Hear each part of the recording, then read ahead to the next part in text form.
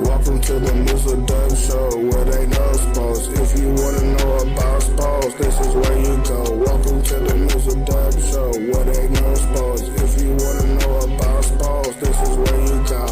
First down, touchdown, first down, touchdown, yeah. First down, touchdown, first down, touchdown, yeah. First down, touchdown, first down, touchdown, yeah. First down, touchdown, first down, touchdown, yeah.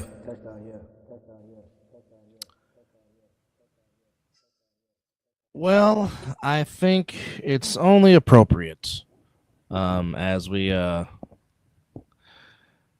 come to you with a very special episode, and as you can see, the emotions speak high, as one of the main reasons why we did this show and have done this show up and coming for a sixth year later on this month is because of the voice that you heard. And while it's been a rough year, but certainly his memory moves and lasts on. And quite frankly, knowing him like we know him, he would still want us to do this show because he was one of our biggest supporters, if not the biggest supporter of this show. And as he would often say, and I quote, "If I didn't hear it on y'all's show, I'm not believing it." And those were his exact words. If I don't hear from y'all, I'm not buying it. Or the group chat, like, hey, brothers, said I heard this. I need one of y'all to tell me, is it true? Or you will beat me to it, or I'll chime in, and then he'd be like, okay, so now I can feel a little bit better about it. But yeah, welcome to the 400th episode of the Mizzle Dub Show. It is quite the accomplishment, and certainly want to say thank you to our brother and Mr. Pineda for making this awesome banner.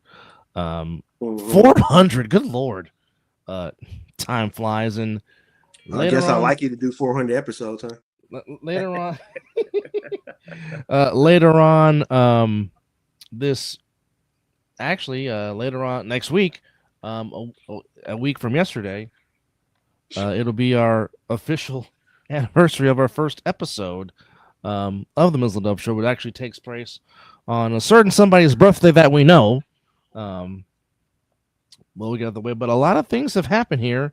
We've seen two clinches about an hour ago. The Carolina Hurricanes, aka the Harvard Whalers, clinched their second Stanley Cup on the home ice of the Vegas Golden Knights as they shut out the Knights 3-0. Yeah. Congratulations to the Hurricanes. They certainly made the adjustments when they needed to.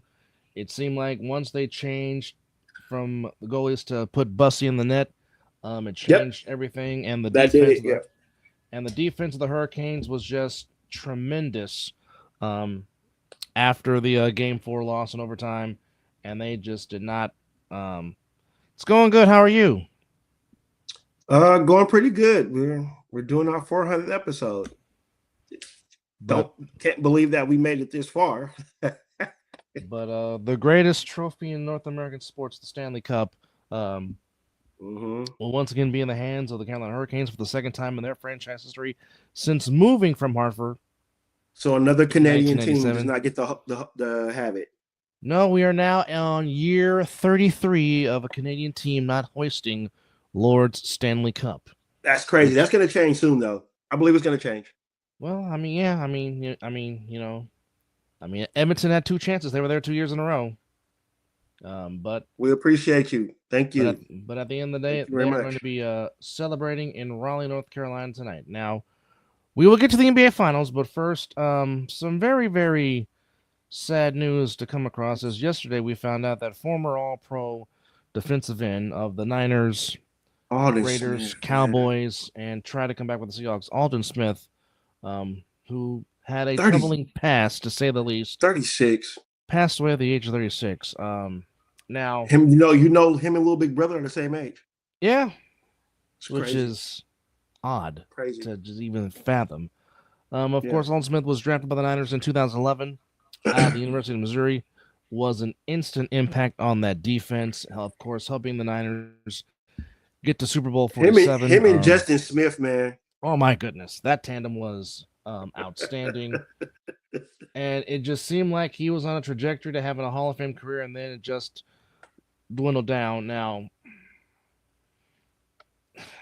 unfortunately, and Colin Kaepernick does play a hand in this because of the simple fact that they were both dating the same girl. Okay, Aldon Smith was dating Nessa first. Then whatever happens, I guess Kaepernick was playing Mr. Steel Girl, and obviously him and Nessa have been dating ever since. Mm-hmm. But that ended up leading to them getting into a fight to where it's been said Kaepernick got knocked out by Aldon Smith, and unfortunately that started the downward trajectory of Aldon Smith. Now, of course, we've had the conversations about weed and how the NFL sometimes goes a little bit too far on players smoking, which a lot of times they use it for medical purposes because they don't want to be addicted to painkillers. Because as we all know, athletes can get painkillers just like that, and we all talk about it. Appreciate you, brother. No. More than appreciate this man right here. We don't have these logos or anything we have right now without Mr. Predator. So we appreciate you, brother, but thank you for the kind words. So that led to the downward spiral, led to the multiple, infractions of the law, DUIs, stuff like that. EIEIO. Didn't he get suspended too from the league? Yeah, he got suspended multiple times, and unfortunately, he was just never the same player. That he was when he first came to the league. But it seemed like, reading the articles, that lately he was in a good place, he was in a good spot, and then to find out yesterday, before God called him home, he was passing out pizzas to the homeless in Los Gatos, where a lot of football players live, and then the person he was helping pass out pizzas saw him slumped over, and somehow got a hold of his former teammate Anthony Dixon, who I guess lives not that far, and they did CPR, but unfortunately he was pronounced out. And all this was done because he started in the morning passing out pizza to the homeless, and then around noon is where they found him unresponsive in the Chevy truck, which is it's saddening because, like I said, the talent was there. Like what he did in his first 3 seasons was it's sad. It really is. I don't know about all that. We're trying to keep it positive on this situation that we're talking about right here. But it's a sad tale, and I mean it's not the first 36, time to where 36. Yeah. I mean, there's okay. I'm not just saying that 36. I mean, you can go at any age or anything like that. I'm just 36. Our brother passed at 36, and it's just. Yeah, I mean, it hits different when you feel like there's so much life left to give. Absolutely. But there's things that as I've said on more than one occasion, God has every right to take back what belongs to him, and when he wants his child home, whether we're ready or not, if God calls us home, he calls us home. So certainly to his teammates and those that knew him best, certainly prayers and condolences out there. The Niners put out a great statement. And I forgot he played with Max. Yeah. Max gave him a nice little shout out. It was short-lived, but he did play with Max. A short period of time, yeah. Certainly most remember for sure than that, but he did play with the Raiders, also played with the Cowboys, tried to come back with the Seahawks before. Oh, well, we all know his fantastic career was with your organization. Oh, he did great. Correct. He did great things from our organization as well. I mean, he was a fantastic player, even when they suspended him when he was with the Raiders that one time. But he was a good asset. Yeah, but once you get hit with that DV, the Raiders don't play. The Raiders do not play with domestic DV. Violence. You got to go. Yeah. You got to go. You do that, you will not. And you will not wear the shield. And that's what cracks me up when they say that Tyreek Hill is going to come to the Raiders. No, he's not. He has domestic violence on his head, under him. He won't see the silver and black. Mm-mm. Don't even think about it. Mark ain't going for that. Nope. Freddie B ain't going for that. They no. they just had a foundation Mhm. for his daughter. Mhm. For the they donate money to the domestic violence. So Mhm. there will be never anybody Yeah. that does that. Like Al might have been dicks on a lot of things, but Al did not play domestic violence. He did not play. He did not play that, and Mark has continued that great tradition, and rightfully so. Well, Mark has continued every tradition that his dad has brought. That is true. Into the league. You know, NFL, please forgive the organization. Mark has done everything right. Okay. We knew Al was a maverick. You know, Al was an old school. You're not going to tell him what to do with his own team. That's his money. He's going to do whatever he want to do. He told Oakland, fuck you. Then he told LA, fuck you. So, and then sued the league twice. Mark is not Al. Please give us an opportunity. Thank you. But just understand that if Al was still alive, I promise you, Al would have taken the Vegas deal because Al loved Vegas. So don't think it's coincide that Al would not in a no. Al would that's not why Vegas Mark anyway. gave the nod. That's why Mark gave the nod because Al loved Vegas just as well. He loved LA. That's why the Raiders went to LA because he loved the Clippers. You know, so yeah. Of course, Dad's famous story about the Clippers. One day we have got to get the old man on us so we can tell that story. Yeah, our dad wanted to give Al Davis the business because he saw him at a Clipper game. So that means they were all sitting in the same section, the lower bowl. Well, I mean, if he was wearing a white jump, if he was wearing, I mean, Al's choice of clothing was very simple: jumpsuits. Yeah. What's going on, sir? How are you?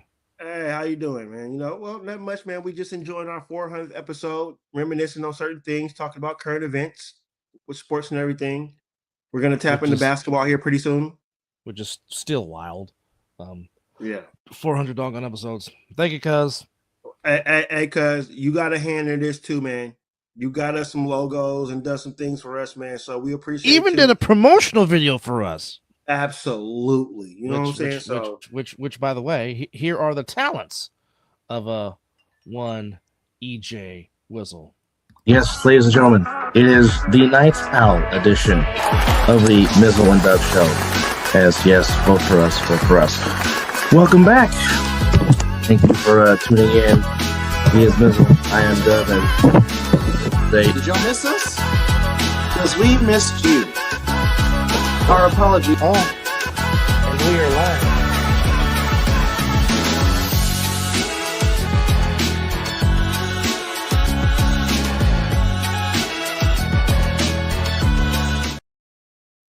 Yes. Thanks, cuz. That was the talents of one. EJ was the prodigy. We don't call him the prodigy for nothing. That was all him. Emmanuel, I did not watch 1 second of UFC, so you would have to. Same here. You would have to tell me what happened. I was just because it was hosted by one president that I do not like. If it was Obama, maybe, you know what I'm saying. Different story, but here nor there. I was too busy watching the World Cup, the Stanley Cup, and the College World Series. Same. No, myself was all over the place. We appreciate you, man. You know, some of the things we don't have if it wasn't for you and JP. So, we definitely appreciate you too. You know, I always think about the quote that James every.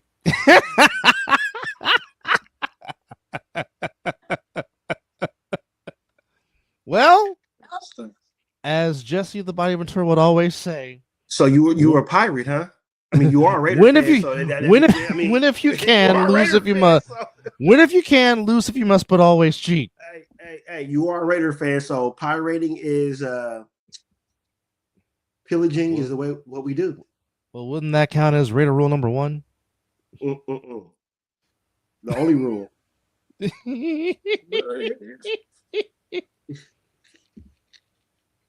No, but I mean, definitely, we are not we are not here with certainly the help and doors that were opened up for us. As we have told the story many times before. No, this show got started because of our family. They always come to us with sports questions, and we give it to them. And they know me and this man, my brother. We talk about sports all day, every day. You know, I send him sports shit. He sends me sports shit. We talk about sports all day. He definitely does, indeed. Oh.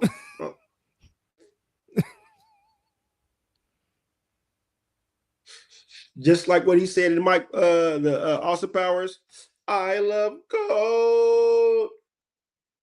Hey, I do this shit over at Liquor any day. You know, this show was started because of our family. We don't know. Yeah, we watch UFC, brother, but it's just where it's at and who is hosting this event. I don't want to give him my time of day for this event. Now, if it was just a normal other event, you could have anywhere else, I would watch it, but I'm just not going to support this event. You know, so that's that. Although but no, there's some good cards on this event though. I ain't gonna disregard that. I can't do it. I just can't do it. Thank you for understanding. Thank you. But this show was started because, like I said, our little big brother wanted us to do it.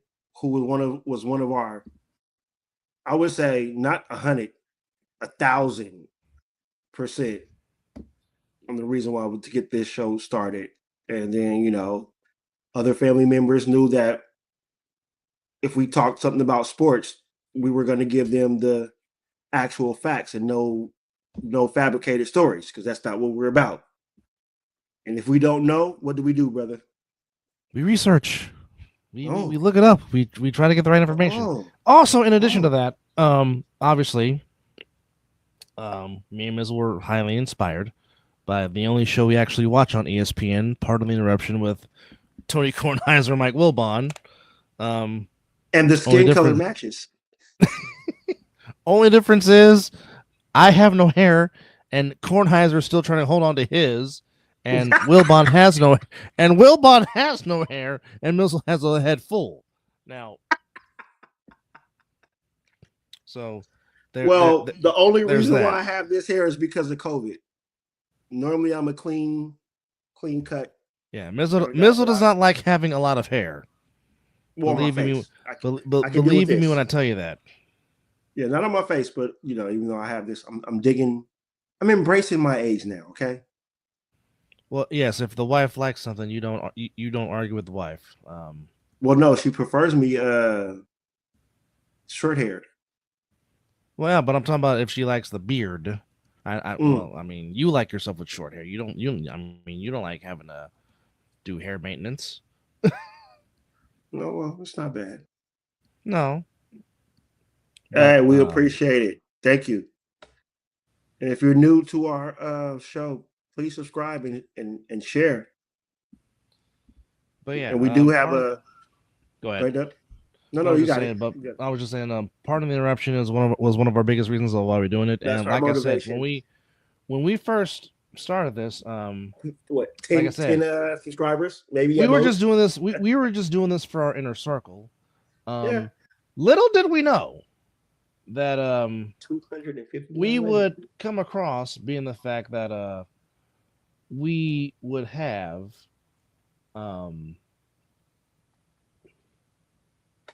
we're at 259 right now. Yeah, having that, and then reaching places that we thought we would not reach. We made it to Africa. Holy hell. Africa. No, we are now at 260. Yes, we just gained one. We're now at 260. Whoever did that, this shot's for you.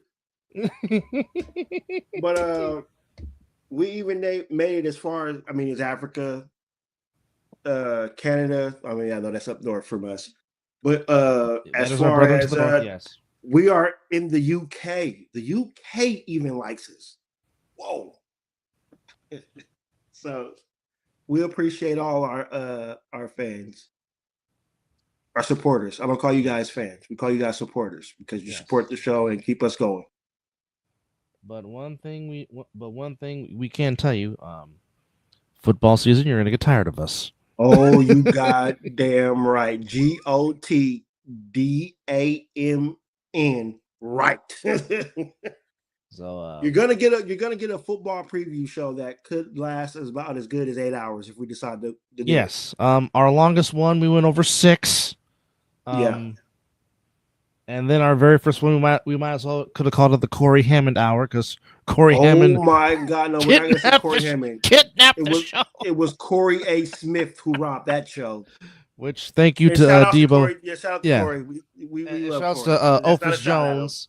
Yeah, Ophis of Asgard for coming up with the Corey A. Smith name. That was all him, not us. Nope. But no, we love Corey. No. Yes, no. He's a big supporter of our show as well, and a Mr. big love talking A7 football with him as well. Well, you just became very good friends with his wife. The comment. No, what did I say? No, not you. What Emmanuel said. Oh, I just said he just became friends with your wife.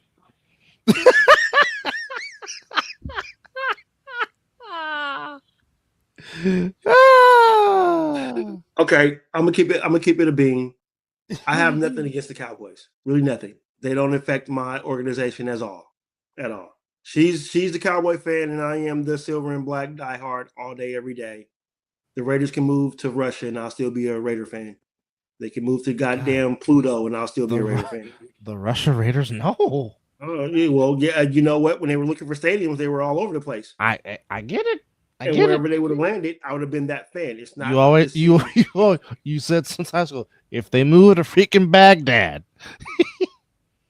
I'll be a Baghdad Raider fan. Which, by the way, the soon-to-be Hammond Bears, the Hammond Indiana Bears, is this really going to happen? Are they? And yes, really ladies and gentlemen, we call where you play. Oh yeah, Bill Parcells said you are what your record is. On this show, yep. You are what city you play in. Damn right. So, Orchard Park Bills. Oh, hold on. Arlington Cowboys. Hold on. We'll get back to that. Hold on. Don't feel sorry for me. Don't. My organization is going in the right direction. We're going to be relevant real soon. I don't expect it to be this season. The quarterback just got copyrights to his nickname. Yeah. Oh, they gave it to him? I think. Well, I know he put in the rights for it. Fight Disney for that though. He's gonna have to fight Disney for it. If Disney has to get that approved because it's Mandalorian still, it's part of it. But anyway, back to that. But brother, don't feel sorry for me. I have faith in what this organization is going in right now. You know, this year, don't tell me you're one of those type of Cowboy fans. Don't do it. Don't do it. Don't do it.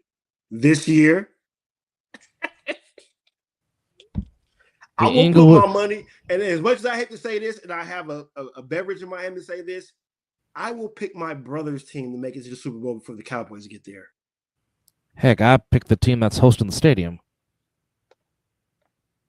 The Rams? As it stands right now, they're my favorite to get there.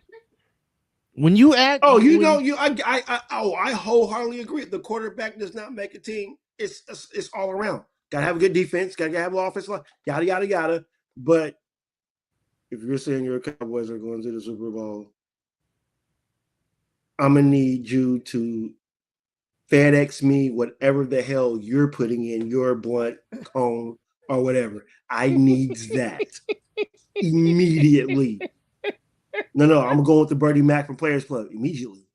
I need that. I need that. He says, I need it now. And you know what? That's no shot against your team. I just think they're not ready to get there. There's way more teams. The Commanders will get there before your team gets there. That's like I say, there's no dig at your team. I say I have nothing Yes. Yes, y'all did. Absolutely. Yes. Yes. That's still not gonna get you the Super Bowl. Still not gonna get you the Super Bowl. Not now. Not now. Great draft. Hell, my team had a great draft. I'm not gonna sit here and say they're going to the Super Bowl. They had a great free agency, great draft, but that's gonna take time. It's gonna take time. There's certain teams right now that are still above. Well, and I'm gonna tell you the reason why the Commanders. Because they're a way more established team right now than the Cowboys. I can even say the Eagles, even with their dysfunction that's going on right now. They can get there before the Cowboys because the Cowboys are still trying to find their help me off the word, brother. It's not identity because they do have an identity, but it's another word I'm trying to say. Like the Eagles, you know who the Eagles are. Something keeps holding back the Cowboys. And I don't know what it is. And I don't know what that is. And right now I don't know what that is. Because the talent is there. Absolutely. Like I said, they got some good players on defense. It's well, I mean, the NFL changes year after year. Yes. For people thinking that, I mean, it, as we know, certainly in this age of free agency, it is very hard to win the Super Bowl, and it's very hard to sustain it. Like I said, the Chiefs. It almost took 20 years to have a repeat winner in the Super Bowl, which unfortunately, at the despise of me, was the doggone Chiefs because unfortunately it was they beat my team to go back to back. All of our episodes are saved. All episodes are in our archives. Archives. We'll come back with it. Just make sure you stay watching this. Like I said, it was on this show many years ago where me and him both said we're switching into basketball, where we said y'all are going to get annoyed with the San Antonio fundamentals. Even though they lost. But we said they will get there some way. Now, I'll tell you this. I mean, if we're going to dial into it real quick, I'll say this. If Greg Popovich was running that team on the floor, those mistakes that the Spurs made would have never happened. I promise you. You. Now, that said, credit has to be given to the New York Knickerbockers. Oh, they played the game from start to finish. I call this the rope-a-dope series. Because I mean they were down multiple times, and now we have highly praised. Appreciate you, sir. Appreciate you. We have verbatimly praised Jalen Brunson on this show multiple times. Oh my goodness! Just how much of a dog he is. Bro, when you if he was not on that team, they don't win. When you literally score half of your team's 94 points, say it again. Half. They didn't hear you in the back. Say it again. Yep. Go ahead. There it is. That's what I wanted. Half. They scored 94 points in Game 5 to win 94-90. Jalen Brunson had 45 of them. 45. 4-5. Which set a new Knicks franchise record in the finals. And I don't care if you a Knicks fan to the T, die hard, you don't win that finals without Jalen Brunson. You don't. Not just him. Now, without question, who else you throwing in there? Who you throwing in there? OG Anunoby. The plays that he made, I mean, coming out of nowhere and just guiding his hand to just tip it in game 4. Whoa. Okay, we'll give OG that credit, but I'm gonna be the devil advocate right here. If De'Aaron Fox decides to play somewhat and box out somebody, which was OG Anunoby, that would not happen. Why are you trying to go up for a layup when you're up? Dribble the clock out. Let him foul you. Let's respond to this. Yes. Oh, absolutely. They absolutely did. Because the Spurs should have been up 3 games to whatever because they were up double digits in every game in this finals. Every game. But credit has gone the Knicks. So I call it the rope-a-dope series because the Knicks let the Spurs go ahead and do what they need to do, get up, get tired, whatever. And they would every time Jalen Brunson made that circus shot, it was like a switch came on for that whole team, and they just dominated the rest. In our group chat, I was like, "Oh, the Knicks about to close this out." In another group chat I was in, Knicks. Oh no, they're not. I'm like, you don't understand. Number one, the Spurs are young, one of the youngest teams in the league. Mm-hmm. They have not closed out a fourth quarter without dramatics through the whole finals. Yes, they got that one, even though that fourth quarter was still dramatics. They just found the way to pull out. Just the Knicks couldn't make their shots at that time. Absolutely. But right now, they got a taste. The Spurs started a year early. Yeah, this upcoming season was supposed to be the Spurs coming out party, not this past season. So they're a year ahead of schedule. Yeah, they'll be back. They'll be back. Now, for people, I guess we're now talking about the finals, bro. So this now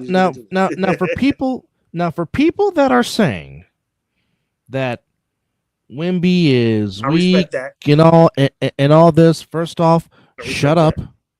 You don't know basketball. You don't think Wemby's not going to get in the gym and get stronger?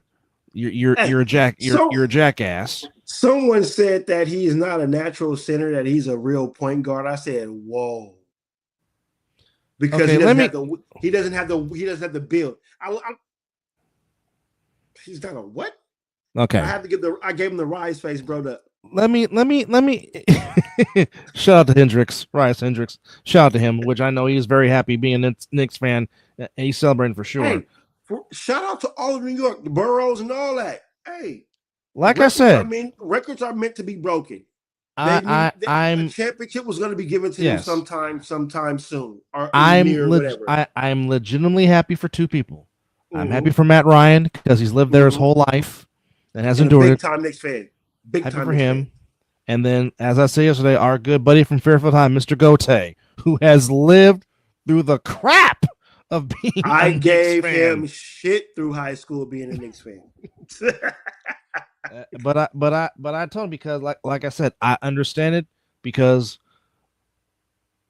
9 years ago when our Warriors won for the first time in 40 years of all the crap that we went through as Warriors fans, I understand it. Look there. You couldn't tell me shit. I walked around that whole first time the Warriors won a championship. You see what's above my head. That's how real it is. Understand. And I tell you, as soon as my Sixers win one, it'll be the same damn thing. So, but again, the only I want to say this though. The only thing I don't appreciate what happened, what was going on in New York, is how you treated the Spurs fans. That's no. And here's another reason why the San Antonio Fundamentals is the best ran organization in North American sports. This is why. Talk to him, brother. Because the Spurs easily could have been petty like everybody else and not let the Knicks fans come into the arena. But they said, no, you are welcome. Again, that is another reason why the San Antonio Spurs is the best ran damn sports organization in North American professional sports. Like I said, if you want to learn how to be an owner and run an organization, you spend a season in Sacramento and San Antonio and watch what they do. I was going to say you speaking blasphemy if you said Sacramento. No. Speaking of Sacramento, hey, Kings fans. How do you feel? Mike Brown was not the problem. And look at Mike Brown now. Hey. Mike Brown now has 5 rings. Mike Brown now has 5 rings, but now he's got one as being the head guy. Absolutely. And you guys should be sending De'Aaron Fox roses because he's the reason why he's MVP. He's MVP. And by the way, folks, just in case you forgot, and oh shit. Mike Brown comes from the Greg Popovich coaching tree because he was on Popovich's staff when the Spurs won the title in 2003, and he was there for 4 years under Greg Popovich. I rest my case. And how did the Knicks play? Like a Popovich ran fucking team. I did not see the Spurs playing that way, which I really thought that Popovich probably would have put his hand in a little bit more. But I agree. I agree. The Kings fired him with a winning record in the organization. The Lakers fired him. The Lakers fired him 5 games into a second season for what? And now he's 1-1 as a coach in the finals. Yeah. Yes. He took LeBron to his very first finals. Yeah. And lost a team lost to what team that he just beat? The Spurs. But who was coaching that though? Popovich. Mr. Popovich, yes. You know what I'm saying? Which again, that team had no business getting to the finals. Just like Mizzle's 2001 Sixers with AI had no business getting to the finals. None. And just to add insult to injury, because we've talked about as much as we can't stand Lakers, that 2000-2001 Lakers team, one of the greatest postseason nobody was beating that squad of all time. Nobody from the East was beating that squad. But Iverson said, "You ain't gonna go perfect. We gonna get one game." And he made a statement that one game, dropping 48. He took game 1, dropping 48. Hey. And then Shaq said enough. He's like, "Kobe, give me the ball. Pass the ball, Kobe." Bro, Aaron McKee.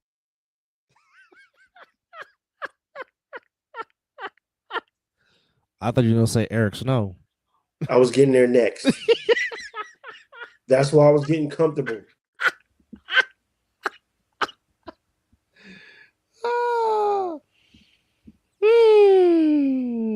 Aaron McKee and Snow.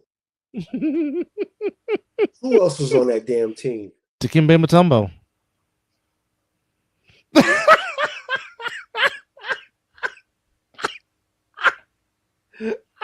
Yeah, Shaq was angry. He was like, "Screw all this." Hold on.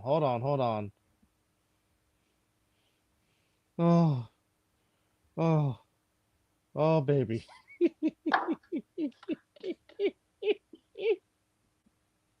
Facts. Big facts, sir. Yeah. Big facts, sir. I had confidence in the game when we took game 1, but when I saw game 2, I'm like, oh shit. And keep this in mind, folks. Oh shit. Philly went 56-26 for that season, which is a very damn good record. Yeah. But okay. Yeah. Here's the roster, folks. Okay. Oh shit! No, they shouldn't have. Okay. Raja Bell. Oh. Should I play taps right now too? No, don't you do that. Don't you send me into more fields than I am right now. You were still goddamn teenagers when that shit happened. Don't Raja do it. Bell. Okay. Go. Oh God. Rodney Buford. Matt Geiger. Now, I loved him because he played hard. One of my all-time favorite Warriors, Tyrone Hill. Of course, Allen Iverson. Jermaine Jones. I totally forgot Tony Kukoc was on this team. George Lynch. Todd McCullough. Mad Max himself, Vernon Maxwell.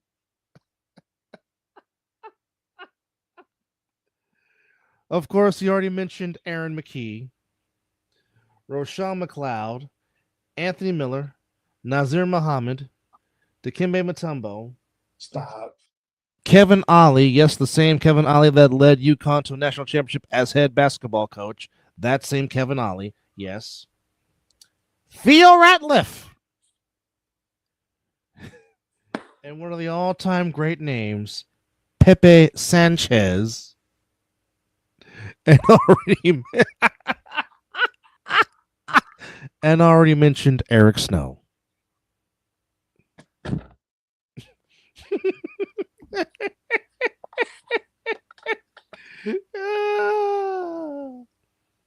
And that team went to the NBA Finals and won a game and spoiled the Lakers' chance for a perfect run in the postseason. Oh.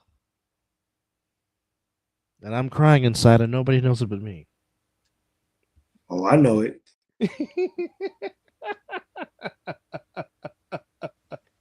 Yes, Tyrone Hill was absolute garbage.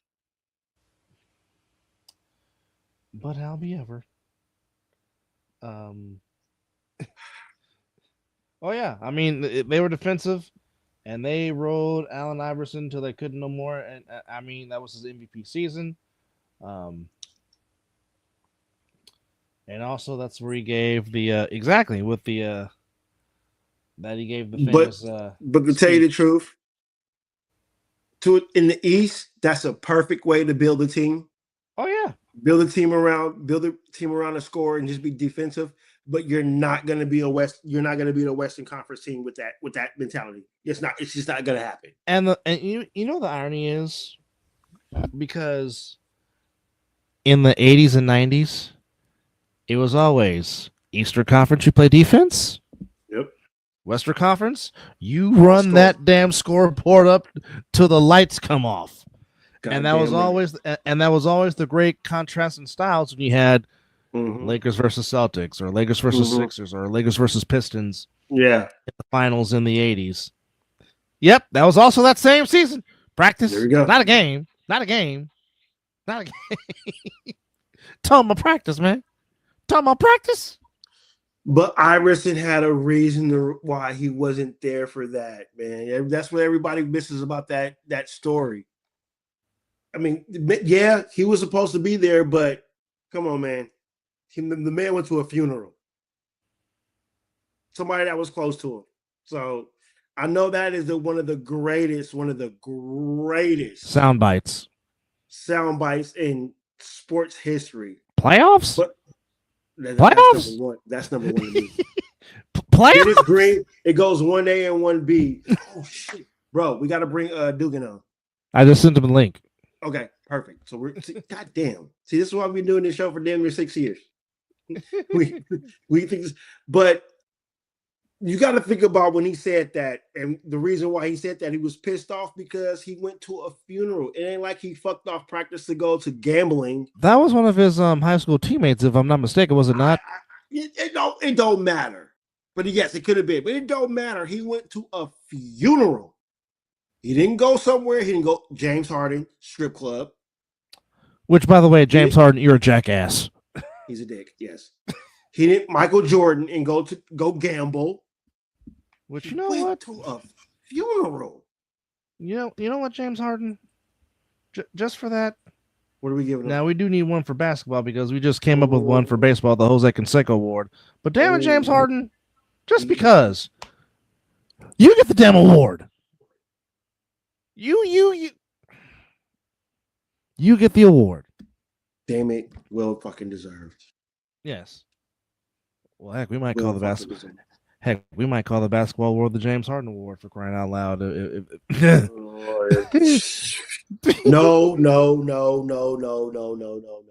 If we're gonna give any kind of award out, we're gonna call it the Floppy Award, and it's gonna be LeBron James's fucking face. Oh, I hate you. That's what we're fucking I hate doing. you. I hate you right now. I hate you. To which, if Ophis of Asgard is watching this, he probably nods in approval. I'm sure. Oh, he gives the toesies, the feet, the thumbs up, everything. Everything. But no, man, no. But guess what? I guarantee you, he's watching FIFA right now. He's learning how to hone in his floppy. Oh yes. More. If you thought basketball is the world's greatest floppers, you have seen nothing yet with FIFA. Because FIFA gives Academy Award winning performances. Give them the motherfucking Oscar. And by God, if you happen to have a channel to where they're showing it to you in 4K, all you can see it as clear as day. Oh my goodness. Well, shit, all you need is HDMI. That too, but what I'm saying is 4K makes it more crystal clear. Don't get me wrong, I understand what you're saying. But HDMI, you can see, bro. No, but the fact is, look, the ball they'll be running, and the defender kick the ball, and they have to jump over the damn kicker that did it. They fall on the ground, and they make them. Come and they are on, and they are man. nowhere near the play. No. Well, the World Cup. Well, the World Cup happens once every 4 years. So Yeah, I mean, but we do watch soccer under, the Premier League and all that. Well, at least I do. I watch all kind of sports. I don't care. It's entertaining. I'm gonna except extreme archery. That's the one thing he will not watch, and cornhole.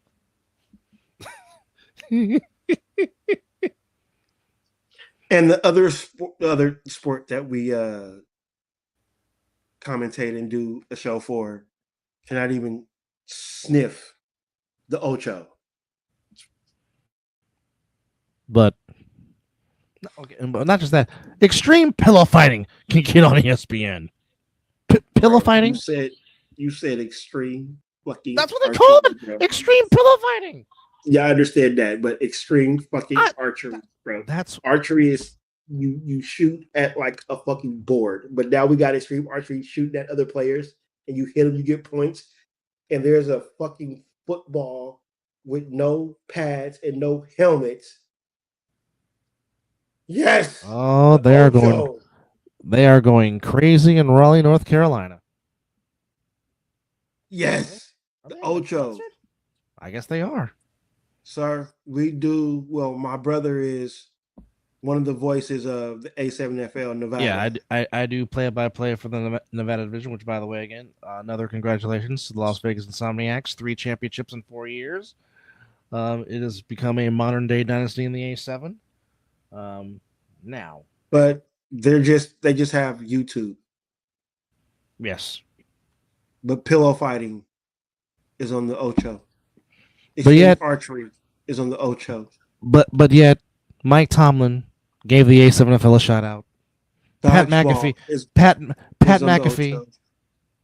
clipped some of the stuff on his show, but kickball can make it onto ESPN. Kickball, professional kickball. But hey, I digress. I mean, what more can you say? In the meantime, things getting in the nitty gritty in Omaha, Nebraska, as the Final 8 Abs to win the College World Series. So we'll just go down what has gone down so far. Do we have games tomorrow morning? Yes, we do. I watch. Now that's I do. That's entertaining. But no, that shit is the most funniest shit in the world. Seeing somebody slap that shit out of somebody. No, but the Oklahoma roll, whatever that show is called, where they do the Oklahoma drill, where you got 2 guys running into each other with a football. Oh, with the big boys. Mm-hmm. That would be seen on IG. Oh yeah. That. All right. So Friday, baptized in that. Yeah. So Friday, it got all started. West Virginia beat Troy 7-5. North Carolina beat Ole Miss 6-2. Then yesterday, Oklahoma shuts out Alabama 9-0, and the Georgia Bulldogs romp Texas 7-1. Then today, Troy sent Ole Miss home with a 12-8 win, so Troy is still in it. And then North Carolina beat West Virginia 5-2. So it's double elimination. But like I said, the Troy Ole Miss game was elimination, so Ole Miss is going home. So you need to tell me that the Ole Miss Rebels my second home is going home. They're done. Mississippi. They're done. They are done. Now, damn. Tomorrow, which I'm sure Mr. Perdana will be watching if he's not working. Now this is an elimination game between Texas and Alabama. That's at 11 a.m. That's at 11 a.m. on ESPN. Loser of that goes home. And then the nightcap at 4 p.m. will be Georgia, who, of course, is the number 3rd ranked team in the country. They'll take on Oklahoma. So are you pulling for Georgia? Well, I am, because they're playing Oklahoma.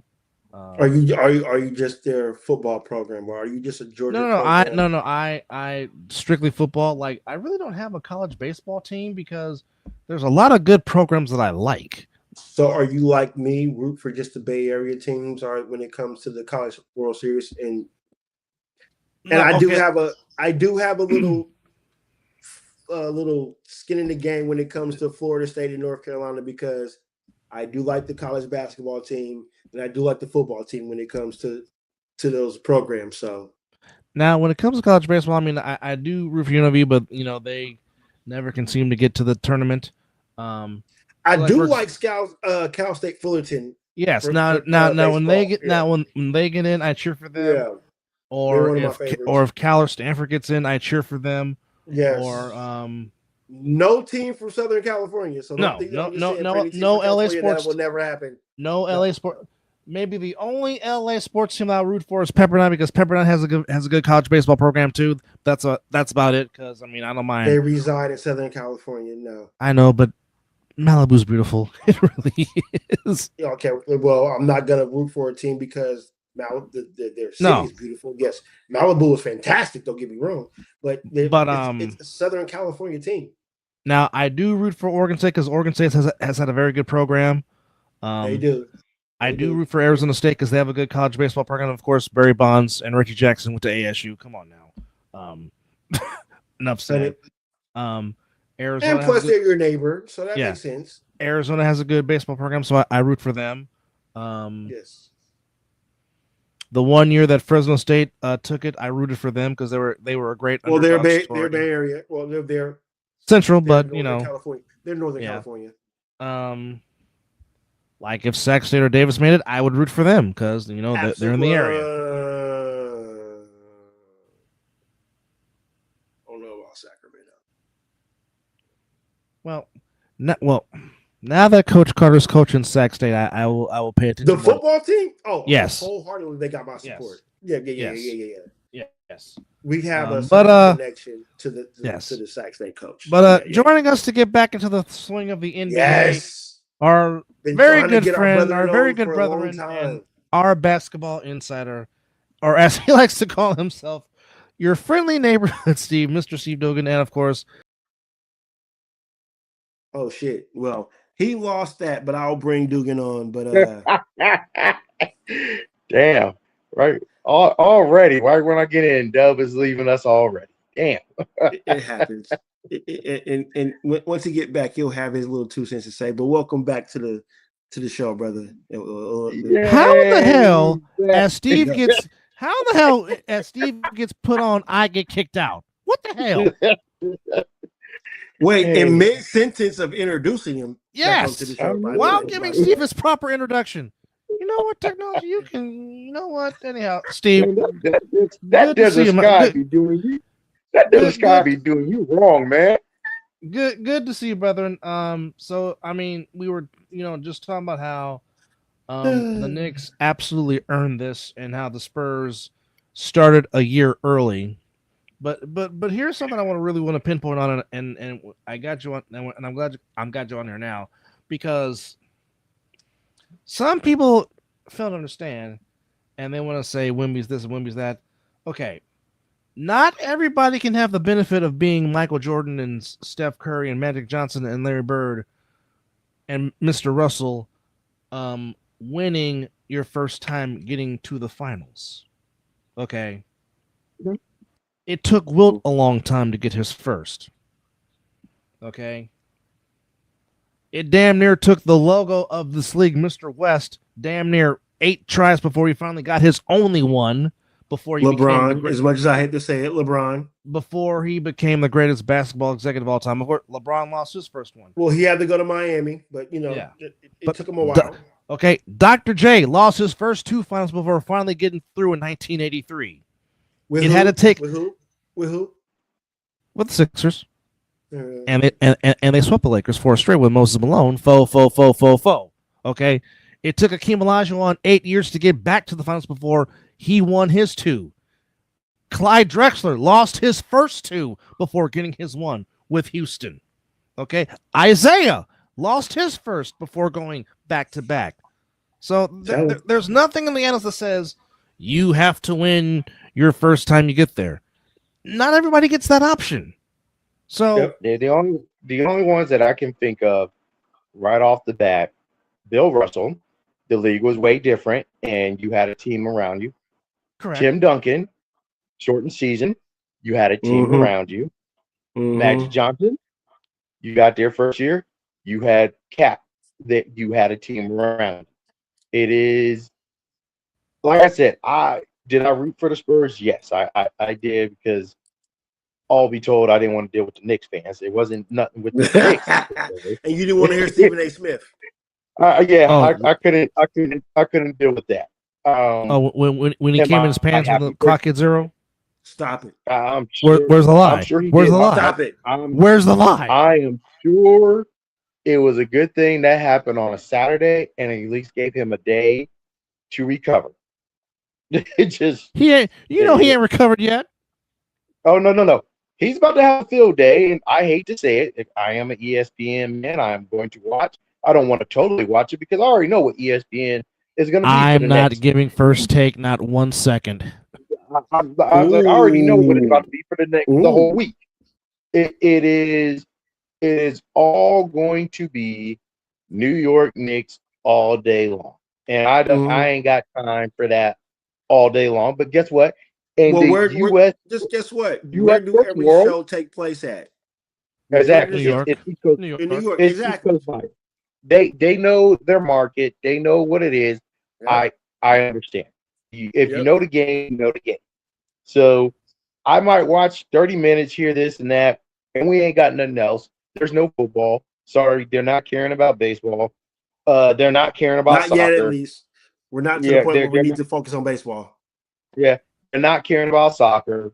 There's nothing else. So trust me, Mickey Mouse is very happy right now because it at least gives them some content for First Take, because there was nothing else. They can at least do this until the draft, and then they can talk something about the draft. And then after the draft, they have a little bit of a problem, depending on what U.S. soccer does. And then they're going to be going right into glorified practice for meaning nothing and training talking camps. about, glorified practice that means nothing. Trust me, Mickey Mouse is like, thank the Lord we have some content for at least 2-3 weeks. I know what it is. It is what it is. I will give them their 30 minutes, and then I will probably move on and find something else to watch on TV.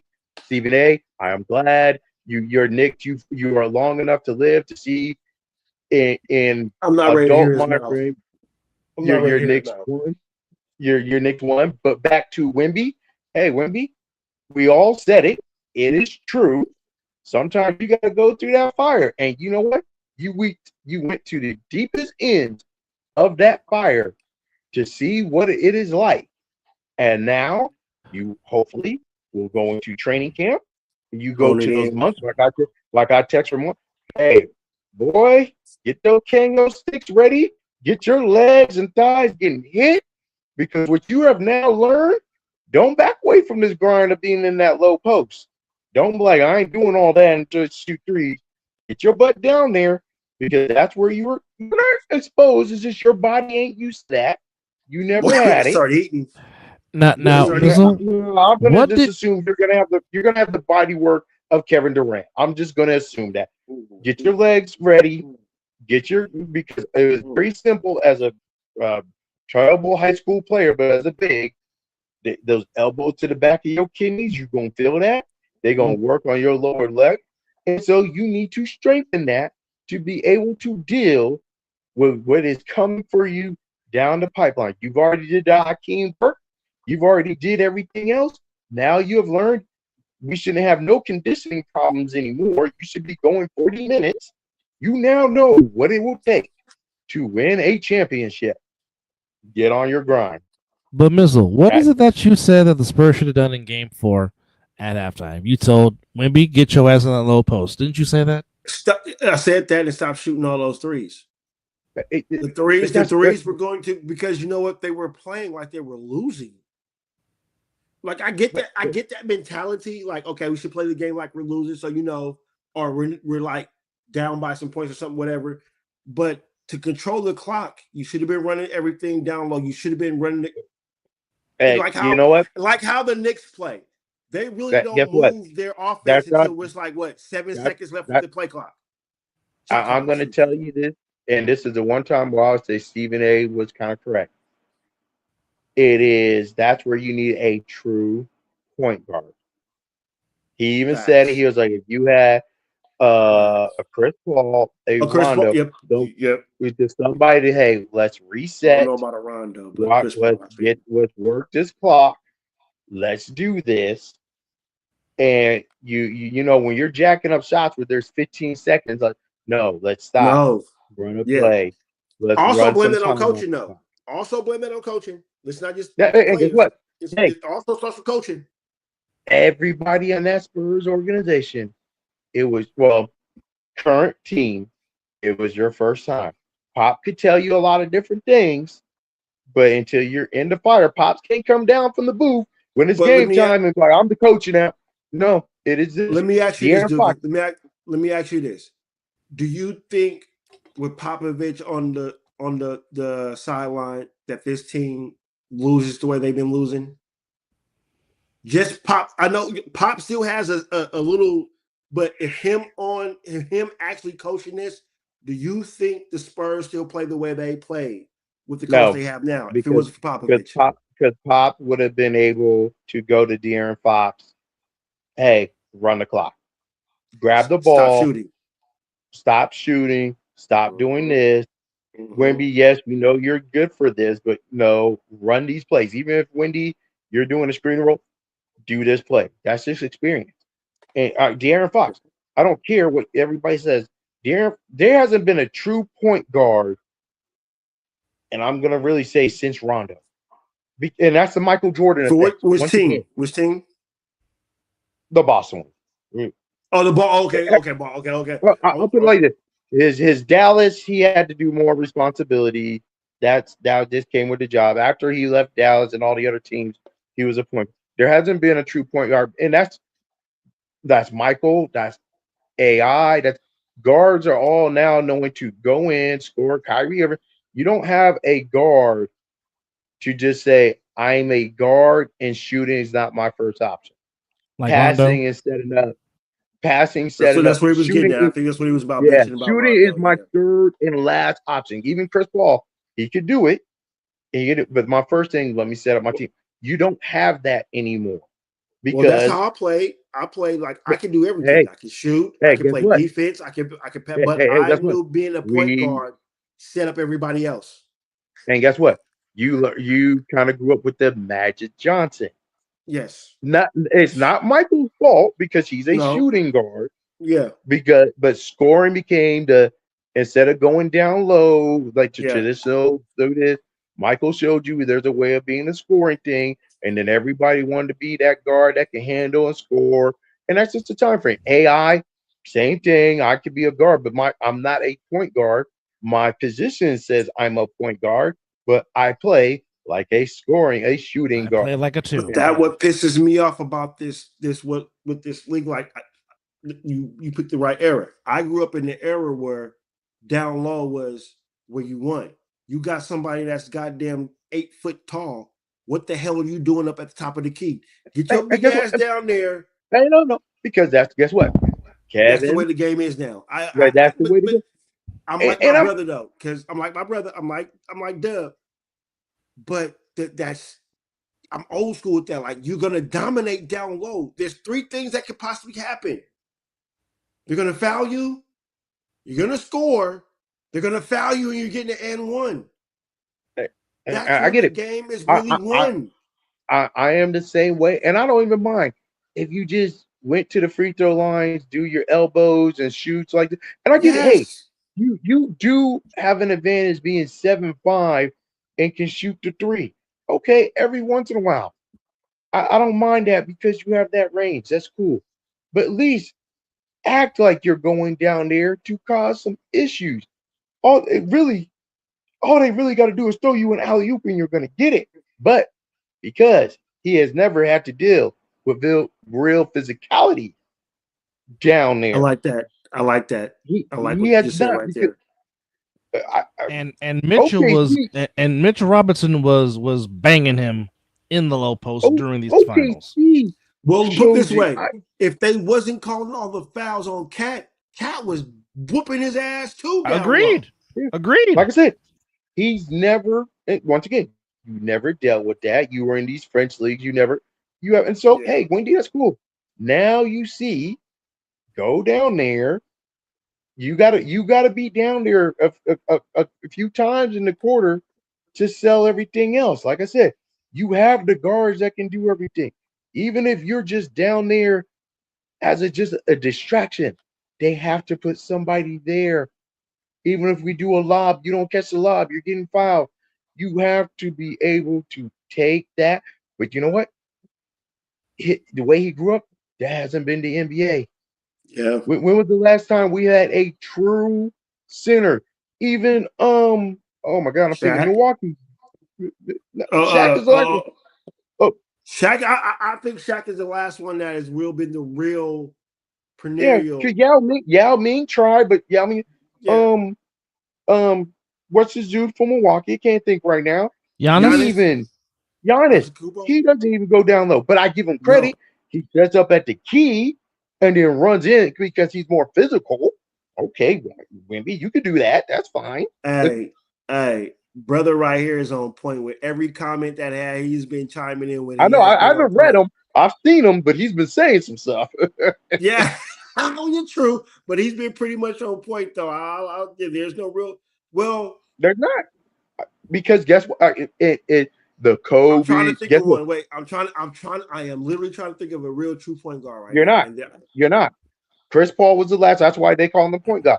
Chris Paul, and Chris I would Paul's say the Rondo. the literally last. Rondo, I would give Rondo because guess what? It's all been scoring. It's all the Kobe, and then after Kobe, Steph Curry, the greatest shooter. He's practiced that. That might just be that ain't even something you can practice. That is just God-given talent. But guess what? The greatest shooter God ever created. Everybody wants to be a shooter. James Harden wants to be a shooter. You don't have anybody that just sits there and says, "No, I'm not going to shoot. I'm going to pass the ball. I'm going to do," because that's not because guess what? The way you get money is to be that scorer. Shoot the J. Yeah. Shoot it. Well, look, my NJB coach. Look, my NJB coach said, "You're a great. You can score, but you're a point guard. Let's set things up. Blah blah blah blah. I can score. Don't get me wrong. I get mine." But he was like, "Let's set things up. Let's be," and that's where I became that point guard. Like I'd rather see my team score, except the one time. What oh well. You talking about what pops at Fairfield High? Where he literally cussing me out from the stands for not scoring. Yes. Which I probably would have made the shot if I pulled up because I was. You would have. But I saw my teammate cut into the basket, and I decided to drop a dime, and because I already made the person guarding me look stupid. So it's like, you know what, drop a dime, make it look better. He needed to pick up his draws after that because man.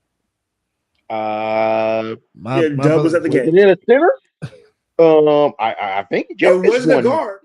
I'm pretty sure it wasn't a guard that led the league in assists. We can look at it up. I feel like Jokic may have gotten that one. You could be right.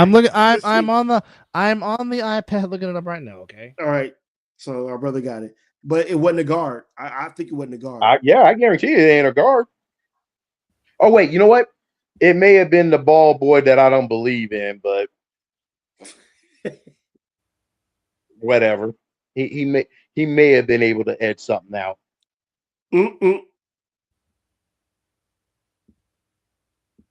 I would have said Luka, but I think Luka says the injuries he got hurt. May have not been able to get it. Yeah. But right off the bat, I'm gonna say Jokic because I think Jokic I could not agree in like 2 out of 3 of the major categories. Yeah, and ain't that crazy? That a point center. Shaq won the MVP, but he was not leading in any top 5 categories. I mean, it's when when you knock your position down, you're a point forward. You're a point center. And Steve was correct. It was the Joker. Yeah, that's what I thought. A center. 10.7 assists per game. And it Now, wasn't Grant. low percent. It wasn't low. It wasn't low, ladies and gentlemen. My man was dropping 10 dimes damn near a game. The man averaged a triple double for the season. 27 points. And I promise 10 you, assists, out of those 10, 12 rebounds. I promise you, out of those 10 assists, okay. like 2 of those were looking just throwing. Here's your top 10 leaders in assists for the 2025-2026 season. See, that's a call for. And I love it. And here we go.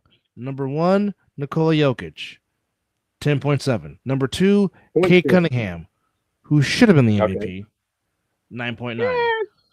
Luka Doncic, number 3, 8.3. James Harden, of all people, number 4, 8.0. Jalen Johnson from the Hawks, 7.9. Stephen Castle from the Spurs, 7.4. LeBron James came in at 7th with 7.2 assists per game.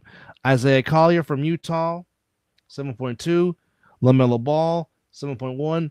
Rounding out the top 10, Jamal Murray at 7.1.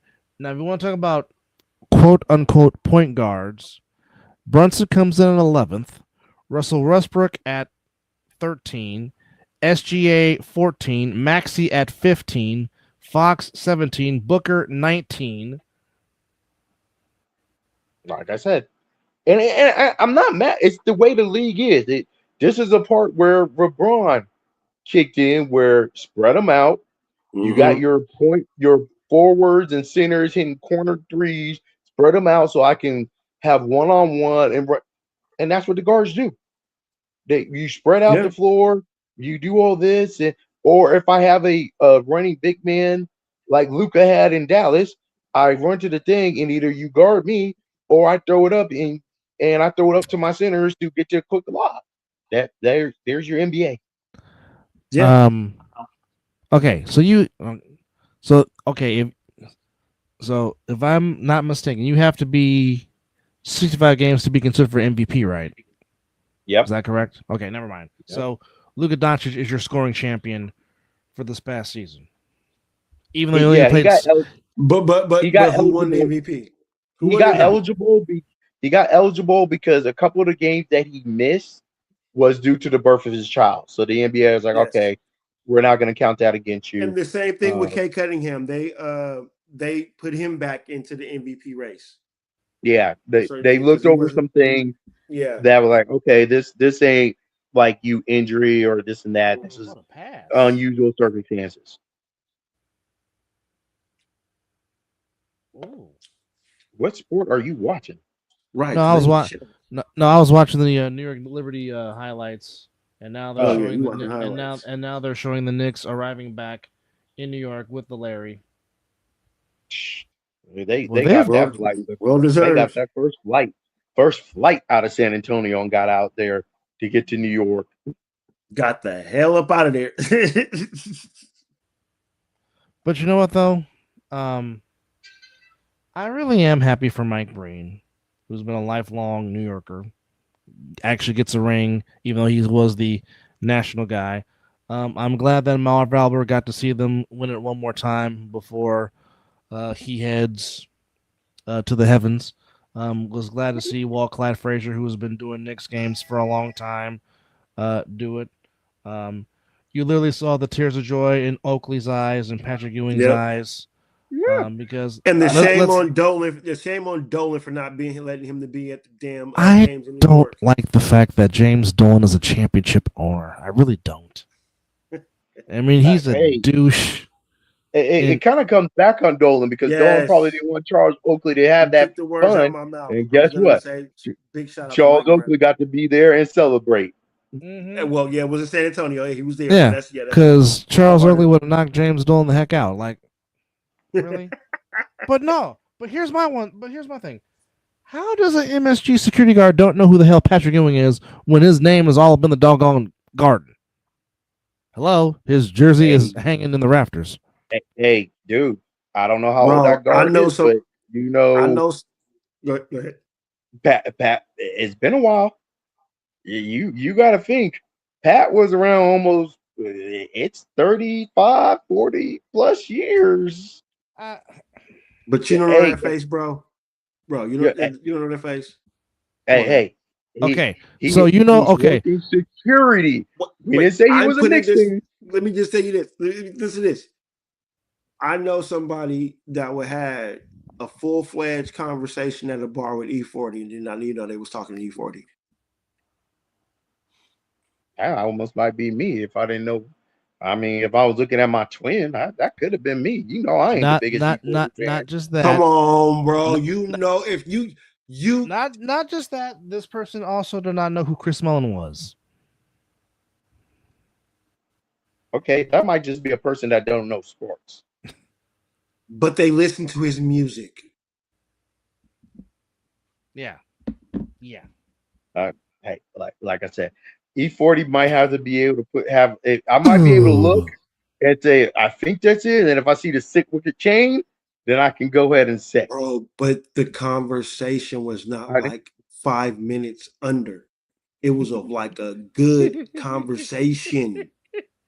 He did not know he was talking to motherfucking E40. I'm like, bro, you didn't know you were talking to E40? Come on, man. I'm not even And this gonna is ask. and this is before he became the slim version entrepreneur E40. This is when he was still out of Vallejo, just dropping tapes and albums. Sahab. I'm not But gonna they're ask. from the Bay Area. They're from the Bay Area. They know his music. It ain't like you ain't heard his music and you were sitting next to him like, oh shit, I was next to this person. You know. Due to the public, we are not going to incriminate whoever this person is. That's why I have not said a name.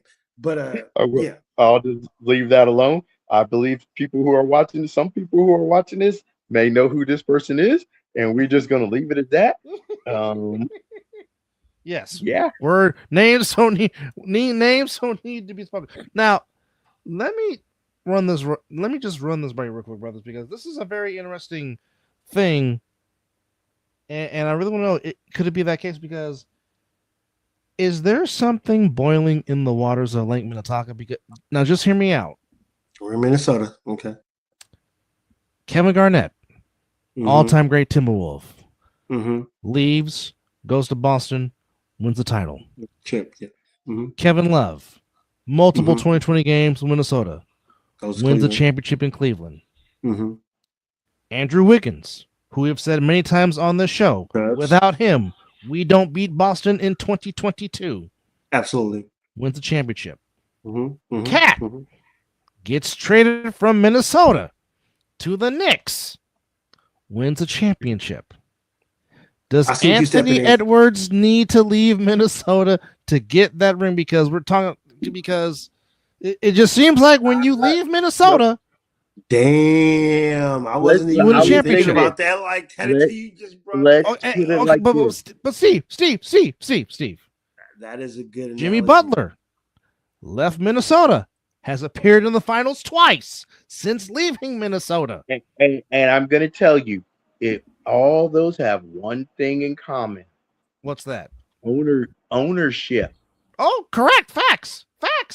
So now that you have new owners, do they change things up? Which I hate to say it, it's already an issue with Alex Rodriguez and ownership and the tax. And are you going to play that luxury tax and everything else?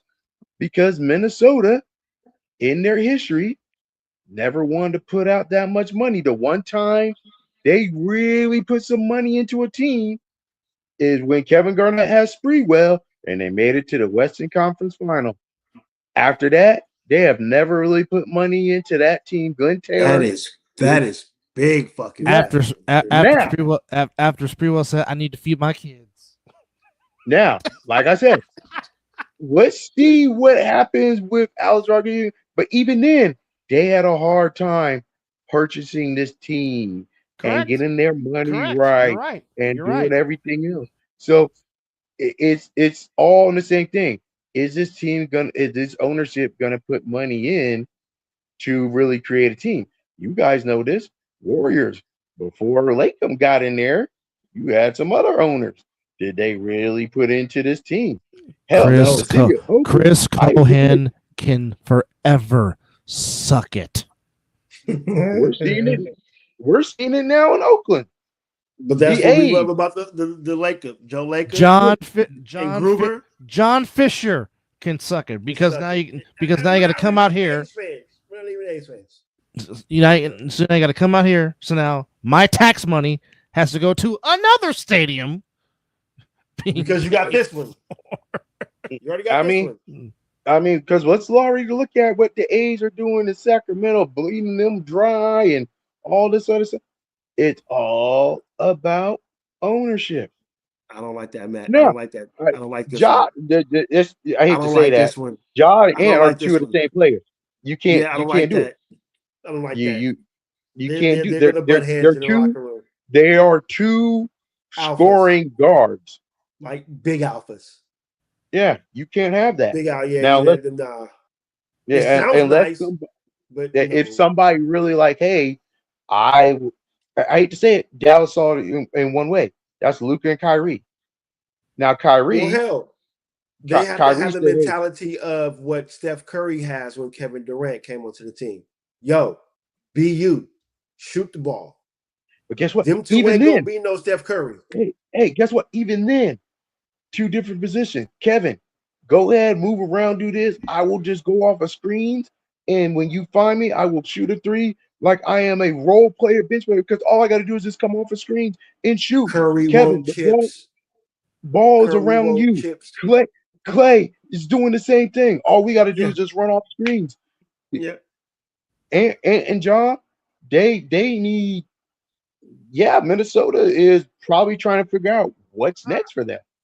I don't know, bro. I like what you're saying when it comes to this that matchup of a Ja and Ant-Man. I just don't see them coexisting. I don't know.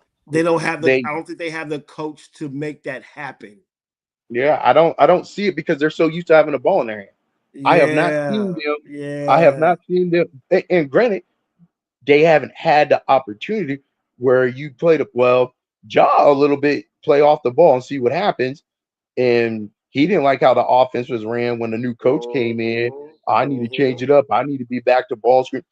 Jaws already kind of show you that. And maybe not, but you're taking a strength away from tremendous amount of ball handling out of Ant. Yeah, and he ain't gonna go for that. You know, I just say with that, you got to check these players' egos. Some of these players' egos will take them away from winning a championship, and I think those two can't coexist because of their egos. And granted, Minnesota, I've always my fault. Minnesota, I have not looked at them as a great team, and they made it to the semifinal, conference finals, having the right team and everything. But yeah, they're missing something else. What's the difference between Ja and Kyrie? Kyrie will pass the ball. Kyrie pass. That's a pocket pass. Kyrie had to get humble. That's the difference. Ja is getting humbled right now. Okay, I like that. Kyrie got humbled in Brooklyn when he thought he was the shit and did everything. And I'm Brooklyn, I'm this and that. And all of a sudden, nobody wanted to trade for you. Nobody. Why do you think Dallas got him on the cheek? That humbled his ass. Okay. That told him, I ain't the shit no more because ain't nobody trying to pay for me. So, okay, let me go here and rehabilitate myself, which he rightfully did and got his money. But remember, Kyrie was going in there, I ain't playing this game. I ain't doing this. Remember, there was a whole year, I don't feel like playing. Kyrie thought he was the shit because he got a ring because of LeBron. Just because, Kyrie, you made some shots. You were not the best player on that team. LeBron was. But he still made the shot to give LeBron his ring in Cleveland. He did. And guess what? He turned that into trying to go into Boston and then try to run shit in Boston. When you got two rookies, Boston said, hell no, you ain't running shit. And then you signed your way over to Brooklyn with KD. and made you like I'm the shit because Brooklyn's like we need a superstar and we're doing everything. And for 3.5 years, you were just running Brooklyn, wasn't doing shit, and everybody saw it. How many times were you taking breaks off? I ain't playing, I ain't doing this, but getting my money. You got your ass humbled when nobody wanted to pay you big money because we haven't seen you on the court. It wasn't no injuries, you just wasn't playing. So Well, we your ass knew got that traded to the Dallas. league became soft. We know the league became soft, especially that That game management, whatever shit like that. oh The, but the, no, the, he ran the Brooklyn was in need of a star. Brooklyn yeah. wanted all that. We got Kyrie, we got Kevin. Kevin hitched his thing. Kevin still hasn't been right since Well, leaving you got to Golden throw in State. Harden. He was there too, right? Now I think Josh Hart was afterward. No, was But Harden? Was Harden was there when? oh yeah, Harden, yep, Harden there because was James Harden, Harden in there. yeah, Harden went and Harden got up there like, what the fuck is this? This shit is horrible. And I that's gave how up he ended being up a in Philly. Fuck. yeah, I gave up being a star for this. Yeah, Kyrie tried to run some shit, and when his contract was up, no, homie, people ain't paying for you. And he had to take that 1-year deal and rehabilitate himself in Dallas, which he did. I'll He give him did. credit. He And did. unfortunately tore his ACL. Yeah, but yeah, Kyrie thought he was a shit, and he had a franchise that made him feel like it. And Yeah. then, no, you ain't doing shit. So that's the difference between Kyrie and Ants, or excuse me, that Jaw, because Jaw right now, Jaw's already seen you have all the talent in the world. Ain't nobody wants your ass. You can't. Memphis couldn't trade you quick enough, and ain't nobody doing anything. So now we're gonna sit here over the summer and figure out what's about to happen to your ass. Because Memphis is done with you. They've already traded everything, but ain't nobody gonna check that contract because they don't know what the fuck. And it's not even basketball issues. It's all the off the court, dude. Why are you fucking playing with guns? Why the fuck you doing this shit, nigga? Shut the fuck up. You've already got suspended.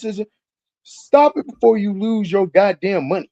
Go Well, talk to that's some James Harden ex-players. right now. Shit, that's James Go Harden. talk to some ex-players. Where's Monte Ellis? Go talk to. Stop doing Gilbert's Arenas. I'm sorry. Go talk to his ass. You want to have guns everywhere? Go look at his ass. Motherfucker, the league will cut you. You will have this guaranteed contract that will sit on your ass, and then that will be the end of you. And nigga, you go play in over in Europe. It's not the skills, it's the mentality. I'm not if I can't trust you with the way the league is now, $600 million. Shit. If your brain can't know how to handle some shit. All right, your second year, you want to wild out like a stupid ass. Okay, you're young. You've been in the league long enough. You already got in trouble 2 times by the league. They suspended your ass. Niggas, get rid of your friends that are causing you problems because your friends ain't got the money. You got the money. And when your money is gone, your friends ain't gonna be able to give you that money.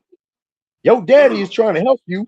Get your fucking ass off the goddamn internet. Get your ass balling and shut the fuck up. Well, damn. The doors of the church is open. I love Josh. Josh should be the face of the league. He was supposed to be the next face of the league. And well, he was fucking balling around. when he, out of college. Yeah, you came in the league doing all. You should be on the USA team. You should be where Ant-Man is at right now. Mm-hmm. But you want to go, let me listen to this rap song and post that I got some guns. Dude, I'm not trying to be the unk right now. I'm trying to like, dude, what are you doing? There's no lie, brother. Ja was the next face. You're right. You nigga, your shoes were out there. Nike had everything. What the hell? Okay. So you're a Grizzlies fan then? Memphis was prime for you. Memphis loved you. Yeah. Take that small market team. Remember, you were going up against the Warriors and doing all this. Like you had it set up. They gave you a center. Triple J wasn't. You had the team, dude. And you out here. I need to post a gun. I need to show a red beam on it, dude. Come on, man. Beating up little kids. Like, come on, man. Like you got to be back. You did the right thing when you won 6th man of the year. Nah, that really wasn't me. This belonged to this dude. I gave him my trophy, even, and you were right. You weren't 6th man. You come on, Ja. Like, I want him to have a fresh start. So it's like, all right, get yourself back on track. Where should that fresh start be? What team Shit. would benefit from what team? That's a good question.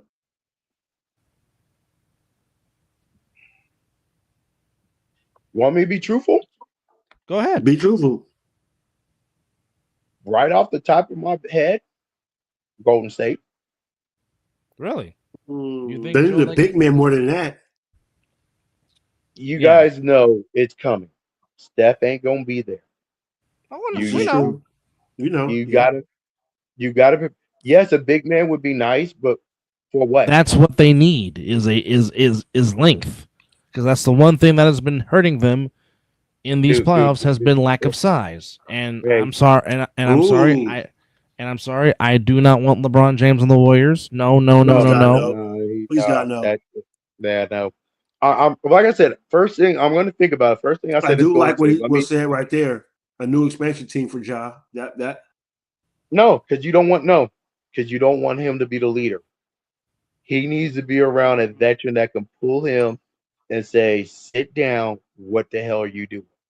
And I'm really trying. Okay, I see what you're saying. I see what you're saying. Houston, no. No. No. I'm going through. What's a veteran team? Miami would be nice. Miami's gonna get Giannis. I mean, but are you calling that? Nice. Yeah, because New York. If New York's smart, you're not going for him now. Why would I do it? They don't need him. Because my thing is this: if Giannis goes to Miami and Bam becomes available, if I'm the Warriors, make a call for Bam right now. I agree with that one. Yeah. I'm still trying to. Depending on how you do this, Boston. No, you're giving up. No, you're giving up Jaylen Brown. I will say. Okay, so you saying Jaylen Brown is going? Okay. Yeah. Okay. If one of those two is leaving, I agree. It's Jaylen Brown for sure. It's Jaylen Brown, but like I said, you need somebody which I would choose out of between him and Tatum. I choose to take him over Tatum without question. Actually, I'm thinking, and this kind of goes along with Minnesota, but this might work a little better. Detroit. Ooh. Yes. Yes. Detroit. Yeah. You take the pressure off Cade Cunningham a little bit. Oh, absolutely. Yeah. Absolutely. Yeah. I think with the coaching there, Detroit might be the spot for him. I'm like I said, I'm running through the teams. You can't have him be the leader. He's gotta take a couple years, reassess. That's what Kyrie did with Dallas. You gotta reassess. Emmanuel, it's not that. I just think that Miami would offer up Bam to get Giannis. Has nothing yeah, he's gonna be a piece. Yeah, it has nothing to do with them. It has nothing to do with them not thinking they can't play. I just think if Pat Riley is serious about getting Giannis, Bam probably has to. Bam probably has to be part of that. They're trying to what? Hero. They're putting Hero. Really? They got to. They will put from the. They will put Tyree Hero and draft picks. Jaime. They have Bam. If it's up to Miami, they're keeping Bam. They're trying to. They're not. Okay. That would be smart. That would be smart. But who's your shooter? Who's going to shoot for you? Miami has no shooters. Because you're just training your best shooter. Hey, Miami, you know what Pat Riley would do? He try to figure shit. Hey. I am not one to question Pat Riley because Pat Riley is the second greatest executive next to Jerry West, who Pat learned from. So trust me. If there's anybody I trust making moves, it is the greatest hair in the NBA, Mr. Pat Riley. Let's get that clear right here, right now. Miami will try to give up Tyler Hill. If you're Milwaukee, yes, you're trying to get Bam. But I don't think Miami's going to put Bam in that because that puts them back in the same position. They're not. You're trying to keep Bam and add Giannis to Bam. Oh, Bam is Mr. Number 83. That is my name for him. Bam is Mr. 83. They're trying to put those two together, and so they would give up scoring this and that, and then you will look around the league to do something else. But yeah, for Ja, as I was thinking and everything, Detroit. I think Detroit would be the perfect spot for him. He needs to be around veterans. Maybe Indiana, but I don't trust Rick Carlisle that much. Him and Halliburton. Like I said, maybe. And like I said, I'll give JB. I think he can control that. What do you think about Toronto? I think they would put him as a leadership. Scotty, what Scotty Bonds? Nah. I don't think it'd be nice because you'd be cold as hell and you shouldn't be able to do anything. But Toronto's a very nice city that, even though it's cold, you can be distracted.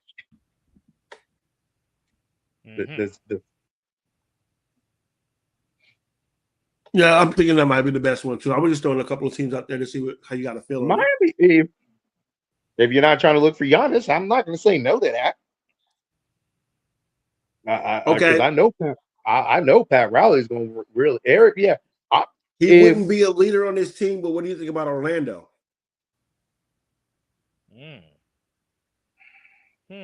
Bonchero is the leader of that team. That's the problem. I don't think Pablo's ready for that response. He's trying to be the leader. He ain't there. Bane is trying. Nah, it's not there yet. You need you need leadership from coaching and above. It ain't the players that are gonna. I mean, unless you got like a 10-year vet, but you need some strong coaching GM shit. Houston. If KD was there, but yes, but Houston doesn't need to break up their shit. Houston's has got to rival what they got. The only problem with Houston was they never adjust their point guard when that injury happened to what's his name? Fred VanVleet. They try to just ride out with it, and it didn't work. This is true. They should have gotten a point guard at the trade deadline. Yeah, I understand why they didn't, because they knew that for. We'll see what Houston is via Fred VanVleet coming back. Okay. No, I'm just like I said. I'm just throwing some names out there. That's what like I said. Okay, I'm gonna throw one more team and just see if they can coexist with each other, because we already know he is the leader of this team, and it's Donovan Mitchell. Do you think he can go to Cleveland? No, because you have James Harden. Oh, well, I think James Harden is gone. Nah, he gonna pick up that contract because James Harden knows I ain't getting that much money anymore. I think it's a player option. He's picking that up. You don't deserve. He don't deserve that much money to begin with. Hey, kid, he got a great agent. Cleveland knew what they were doing when they traded for him. Hey, I'm not disagreeing with that, but I'm just saying he ain't worth what he might be getting from Cleveland. Hey, but guess what? He gets to pick up that player option. Cleveland knew what they were doing when they traded for him. You in that bed? You and because you can't trade Mobley. You already got your backcourt. There's no way you're trading. I admit it. Ja may be better than James Harden. Actually, let me not do that. As much as I don't like James Harden, Doug did just read off he was 4th or 5th in assists and everything. With those bigs, I give James Harden credit. He does get those bigs the points in. And so I don't know if Ja can do that yet. I believe he can, but no, I'll leave Cleveland alone for now. No. Oh no. What Philly knows. What Philly knows. What Philly has to understand. No, because that takes away from Maxey and Edgecombe. No. They have their backcourt already. Their real problem is A and B. Yep. Yeah. No, but no. Do you no, want to come off the bench? Or you want to be a 6-man a la back when Bill Walton? Because this team, the process is done. Joel, you are a great player when you are healthy, and you just are like a lot of big. You just can't stay healthy. You can't say you're a Bill, you're a Sam, not Sam Donald, Brad Doherty, Greg Oden. You just a big. No, hold up. I'll give MB more credit than AD. I ain't gonna insult MB that much. MB at least prove he can be an MVP. Let me not disrespect that man that much. That's good. That's good, Doogie. That's good. That right there. But yeah, the team.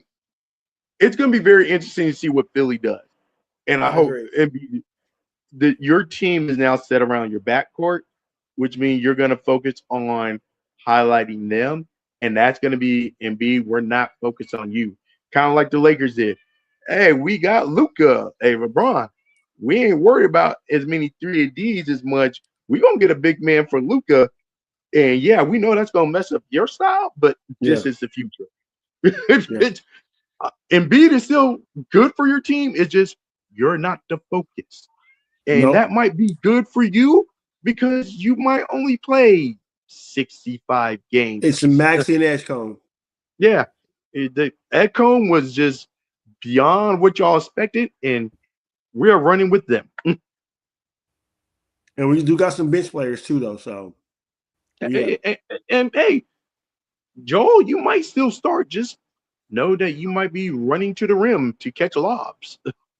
No, you'll never understand that. We might throw it down to you every once and again just for the no, we're gonna throw you down low just for that, so people still look at you and you're Patrick and Akeem in their twilights.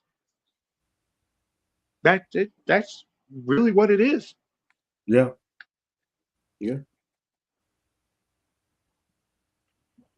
So John Morant is going. Like I said, it's going to be interesting to see what happens with him. The head case of all head cases. Can he go play with Halliburton?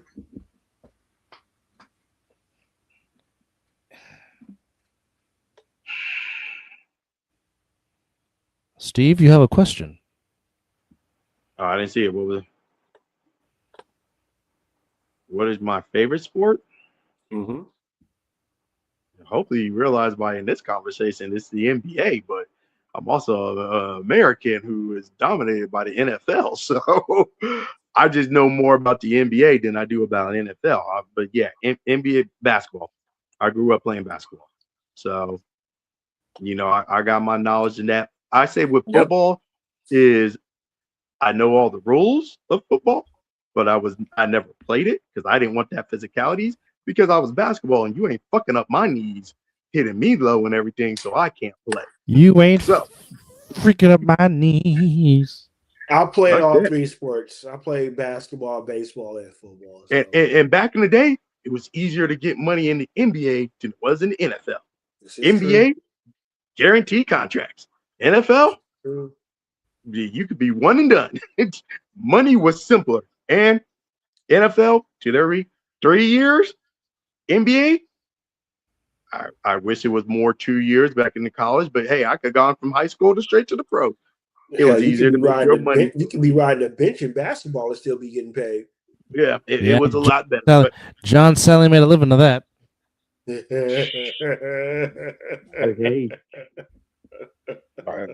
Everybody making some money off of Harrison Barnes is still making money right now. Emmanuel, it still is in Texas, Florida, and Georgia. Yeah. I mean, if you a good person that know how to teach young people and know your role and do everything, you can be in the league in the NBA 10, 15 years, and that player union, hey, okay, you made it this far, get this, it can do well. Mm-hmm. Robert Parrish, granted his year, 20-something years? Yeah, and Michael Jordan learned real quick, no, you ain't punking me. Yeah. Robert Parrish is only good for maybe 10, 12 years. The Chiefs. The rest of the time. There's no lie in this segment. And unfortunately, baseball is about to mess themselves up again because there is going to be a lockout in 2027. Yeah, no. See, here's the problem. Once again, baseball is not where the money is. Baseball is where the money is when you were a top star in Major League. Go ask all those people down in minor leagues how many times you hear people trolling in the minor leagues for 10 years, 12 years, and never got a real sniff of the majors. No, that's a grind. Baseball is the ultimate grind unless if you get there, you get that if you that top star, and if you got what's even that if you even if you make the league minimum, it's still all guaranteed. Like no, unless you who's that superstar agent, the one that they always fear every year. Because to answer your question, because some people want a salary floor cap, the players do not want that. That was one of the reasons why the 1994 strike happened and the cancellation of the playoffs and the World Series happened. Because the players know if we put a cap on stuff, we ain't gonna get that money because they know every contract means the next person up gets a bigger contract. It's just like the NFLs and quarterbacks. And some of it is because of what the Dodgers are doing, which is very smart because the Dodgers have a lot of deferred contracts. A lot of people are going the Ken Griffey Jr. and Bobby Bonilla route, which is pay me well after I'm retired. Yeah. So how many more years he got to Bobby Bonilla? How many more? Like 6? I think 6 or 5. Yeah, I think somewhere around. They still got 6 more years with that. Yeah. At least. Yeah. Hey, Bobby Bonilla. Hey, wait, aren't we coming up on Bobby Bonilla Day? Yes. Is it coming up next month? Yeah. Next month. There it is. Yeah. So after that, it should be like damn near 4 left. But just think about Bobby. This thing here, he can take that money he gets one year, fuck it all over, save the next year. Next year after that, blow it all as he wants to. We are nowhere close. It's in the 30s, isn't it? We got 9 more years of Bobby Bonilla Day. God. So July 1st until 2035, Bobby Bonilla will get paid by the New York Metropolitans $1.19 million every year. Hey, that agent retired. That agent retired the moment that he struck that deal. I'm done. Bro, I get a percentage every year.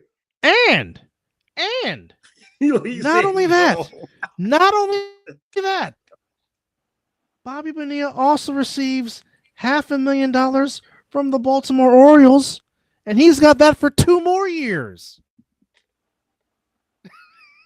When did he retire? What, 2002? Roughly. Yeah. Yo, we are in 2026. Paid. Bro, like I said, he can blow a whole year of 1 year off. Save a year, blow a year, save a year, save 2 years, blow the next, and still be paid. So, Bobby Bonilla started getting $500,000 from the Orioles in 2004. Hey. Bobby Bonilla has been getting paid from the Mets since July 1st of 2011. Shit.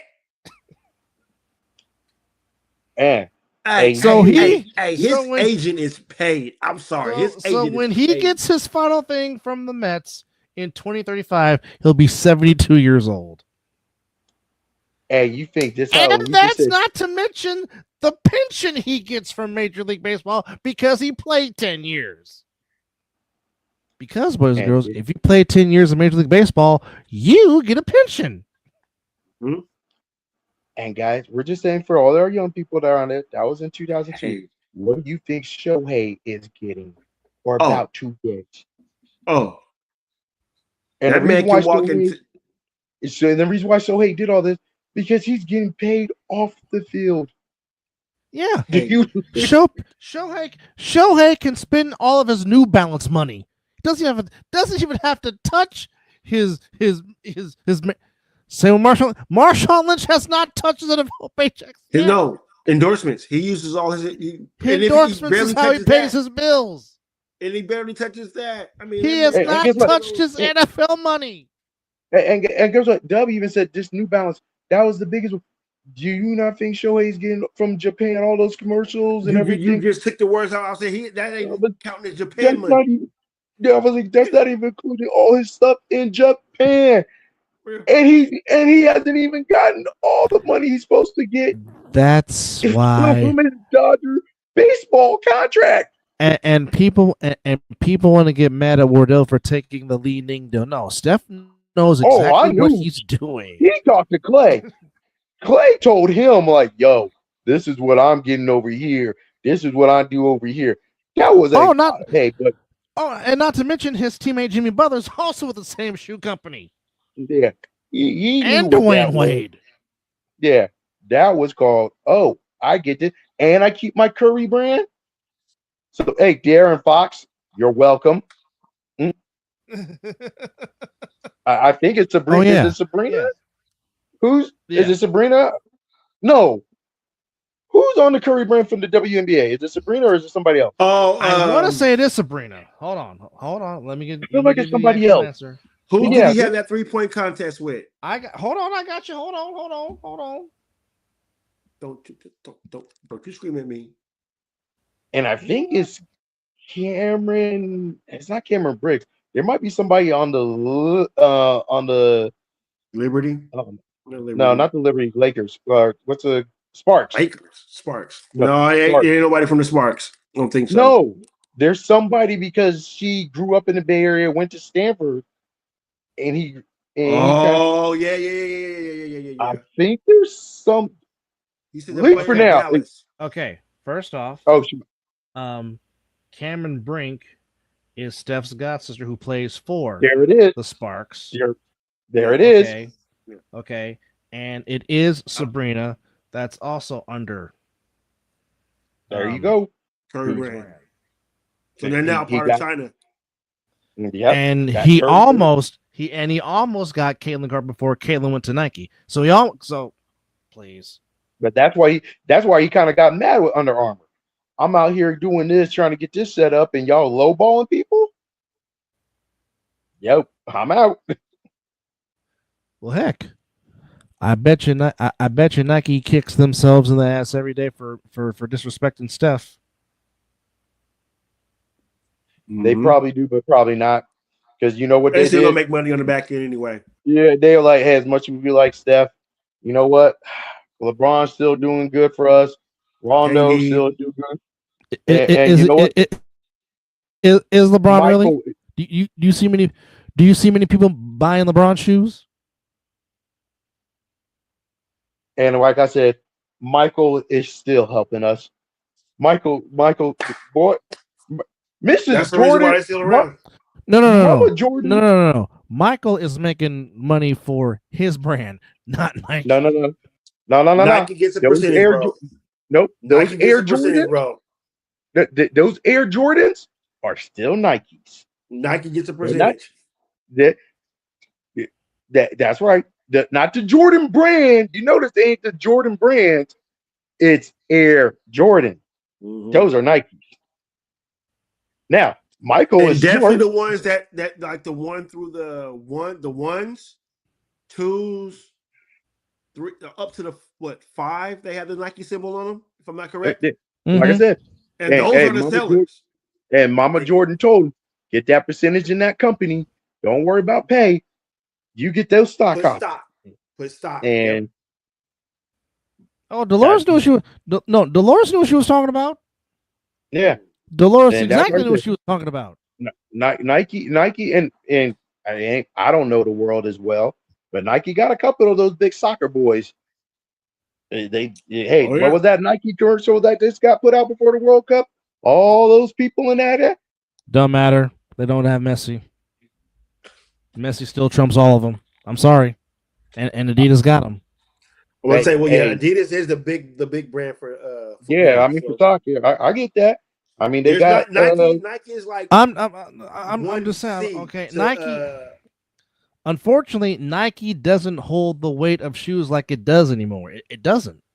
well here's a better thing, and 100. this is somewhere That's I 100 don't right think there. basketball shoes are as relevant in the They're not. culture They're as not. they used to be. No, They're not. no. They're not. They're not. And plus, some of these designs It's now, soccer and baseball. and plus, some of these designs now are hideous. Hideous. Yeah, Honey. they're. And answer EJ's question. Yes, Messi is in the World Cup. Yes. I heard he is playing for Argentina. I Yes, thought he Argentina, was. yes. I don't know if he is playing for Argentina. Argentina. I was like, I don't know if Argentina played yet. Maybe they're playing They tomorrow. haven't. But yeah, I think it's tomorrow. Speaking Yeah. of, I'm glad you segue into FIFA, Football. as we did have some football FIFA games. go. Yes, we were watching the games on Telemundo, as the Swedes put up 5 goals, which again I don't understand why you're gonna play extra minutes when the game was. Bro, they still believe that there might be an opportunity. All right. And by the way, yes, Well, New Balance does have basketball shoes and supposed to be dominant. Yeah. They still look like Well, our Tyrese dad Maxey is shoes. for New Balance. Let's Yeah, go they back still to look like Leonard, our New old. Balance. They still look Let's like our go old back to dad the shoes, beginning. but Let's go I'll back to the Still let look like that walking be. shoes and running shoes. So yeah. Yeah, Let's I'll go back let to that be. Thursday. Let's go back to Thursday as my other half, Mexico. Orale! They shut out South Ooh. Africa 2-0. Ooh, South and Korea, Mexico City was happy with that. Lit. because Mexico disappoints you all the time in the World Cup. So In round the fact one. that they At least in actually, round the one, fact they that are. I yeah. mean, the first game they the always fact that don't. they actually won a game, Yeah, which they is were something lit. that really happens because they normally either lose or they tie. Okay, so they Oh. actually won a game. Anyhow, South Korea and the Czechs, I think that actually took place at Jean's Stadium in Santa Clara, where they make it look so much Yes, Jean's Stadium is hosting World Cup events, and No, it wasn't that. I didn't know they out here. I didn't know when they started having a game out here. So oh yeah, that's why. but no, Technically, it's not Gene Stadium right now. It is San Francisco. white cloth over the thing since Levi ain't a sponsor. San Francisco Bay something which is retarded. just It's call not it. nowhere near the bay. Just Then call it's it still Santa closed Clara down. Stadium if you're gonna hide the dang Levi's logo. Good Lord. They're in Santa It's Clara. They have no tie basically- to San Francisco. Basically, it's the stadium next to Great America. They don't know that. Hits Silicon my Valley. point. Yes, hits my point. I said that on my Facebook. I said it's a dang shame that FIFA can make that stadium look better than the Niners do. Well, hell, the reason why what's the Jets and Giants? MetLife. MetLife? Yeah. Because they decided FIFA put told grass? them, hey, put fucking Yeah. grass there. Yeah. FIFA said FIFA said you put grass here, we're coming. No grass, Don't we're And taking the every championship NFL game somewhere player was else. like, so we can't. I saw every NFL player like, so we can't get grass. Oh, you That see George stadium- Kittle? George Kittle's been going ham ever since. And he said it again. Why can't we Giant we players- want grass. We want grass. because you know why? Because you know why? FIFA brings in way more money than the NFL ever will see. Within just every 4 years. They bring in way more money than the NFL season in one season. That's an interesting thought because, especially because I saw some of those ticket sales for places was not FIFA kind of lied and said, "Oh, we sold out and we saw the stadiums." But that's very interesting. I'm curious how that's going to work out after FIFA's done after World Cup. I wonder how much money really got generated. I'm curious about that at the end of the World Cup. Because this is around the whole. The FIFA makes money. FIFA's also getting that Coca-Cola money. Also. Absolutely. No, I want to know ticket sales.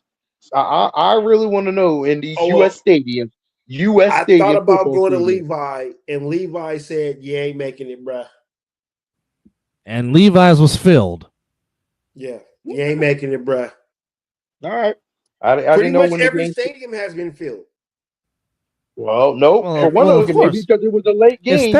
Estadio Azteca is going to be filled. I mean, Maybe it was the late game.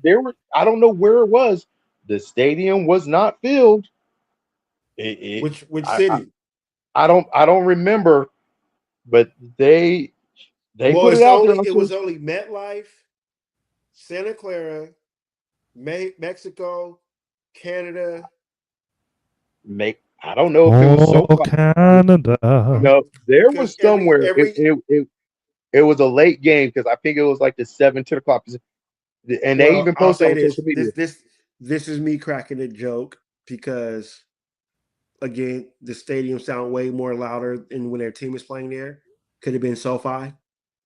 I mean, you know, that's our second home, so you know what we do. Well, that's not your second home. That's everybody. Let's just call it yours. It's everybody's second home. But no, you know what? It couldn't have been SoFi because US played there. It was I don't know. It's on social media. There were spots where there was hella empty seats. Hella. Well, it had to be somewhere because I believe I named all the stadiums where it's been played so far. So, damn. They played in Kansas City? No, it's Canada. They are. They're going to eventually get there. Yeah. No, but this is a game. So so in the U.S., not including today because I didn't see anything. So SoFi, Levi's. Well, yeah. Was those are two? Let's go back. Okay. Today. They also played at MetLife. Let's go back to Thursday. Okay, so Thursday. All right, yeah. When Mexico played South Africa, that game was in Mexico. That was in Mexico. That game took place at Mexico City at Estadio Azteca. Okay. Mm-hmm. Second game on that Thursday, South Korea against Czechia. That took place at. Oh, that was in Guadalajara. Okay. So that was Mexico as well. That was Thursday. Okay, Friday, Canada. Their game against Bosnia Hertz. Canada. That was in Toronto at BMO Field in Toronto, Ontario, Canada. All right, USA and Paraguay. That game took place. SoFi. Correct, in Inglewood. SoFi. 70,492 was at that game, which you would hold on. Also, let me give the score. Probably more than football. Yeah, Mexico beat South Africa 2-0. As Cuz said, everywhere is sold out. That's what beat Czechia 2-1. Then Friday, Canada and Bosnia tied. USA beat Paraguay 4-1. Then yesterday, Qatar and Switzerland they tied 1-1. That game took place at Santa Clara at Jeans Stadium in Great America. Brazil and Morocco, which ended in a tie. That's because Neymar did not play. Whoa, Morocco tied Brazil at MetLife Stadium. Yes, that took place at MetLife Stadium in East Rutherford, New Jersey, and they had a crowd. I see that selling out. Yeah, that's selling out for sure. They had a crowd of 80,663 at MetLife. Yeah. All right. Scotland and Haiti. Scotland got the win 1-0. That game took place at Gillette Stadium in Foxborough, Massachusetts. 64,146 filled up the big shaving cream. Then the last game, Turkey and Australia, which the Aussies won. Aussie, oi, oi, oi. 2-0. That game took place in Vancouver, British Columbia, in the BC Place, 52,497. Now, today, when Germany put up 7 goals against Morocco, that took place in NRG Stadium in Houston, Tejas, 68,028 attended, or 21 attended that game. The Dutch and the Japanese in a very entertaining 2-2 tie. That took place at AT&T Stadium in Arlington, Texas. You know they were sitting there. Only 69,285. Now, I don't know if they adjusted the capacity for that stadium because, as you know, that might have been the seats. You can damn near fit 100,000 people in that stadium. Yeah, that could have been. As Mizzle mentioned, Ivory Coast upsetting Ecuador 1-0. That game took place at Lincoln Financial Field in Philadelphia, Pennsylvania, 68,274. That fills up the stadium in Philly. That's pretty much.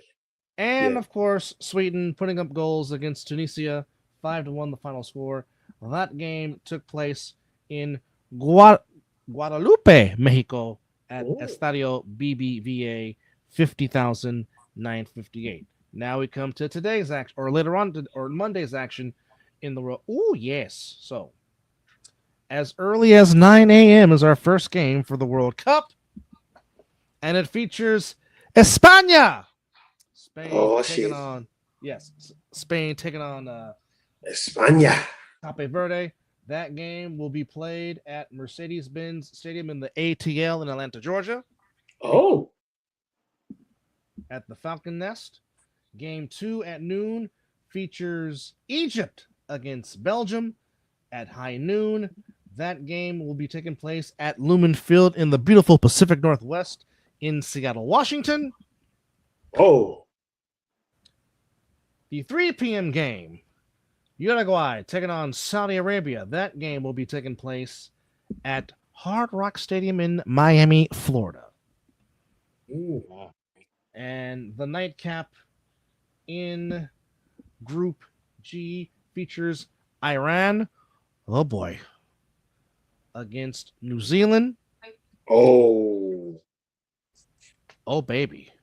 That game is taking place in Inglewood, California at SoFi. Oh. Needless to say, there might be a lot of heavy security and police at There's that going to game be a lot in of Inglewood. passion. There's going to be a lot of passion up in there, boy. I tell you what. So pay attention to the Aussies and Iran tomorrow at 6 p.m. So with that, I can say if there's one stadium that could have been probably empty was Jerry's World, because everywhere else sounds like pretty much a sellout to me. Mm-hmm. So, but it wasn't even because I've looked at the thing because I was reading this yesterday, so it's not even. I was trying while Dub was going through everything. I was trying to look, and it says something, but it won't say what stadium it is. Interesting.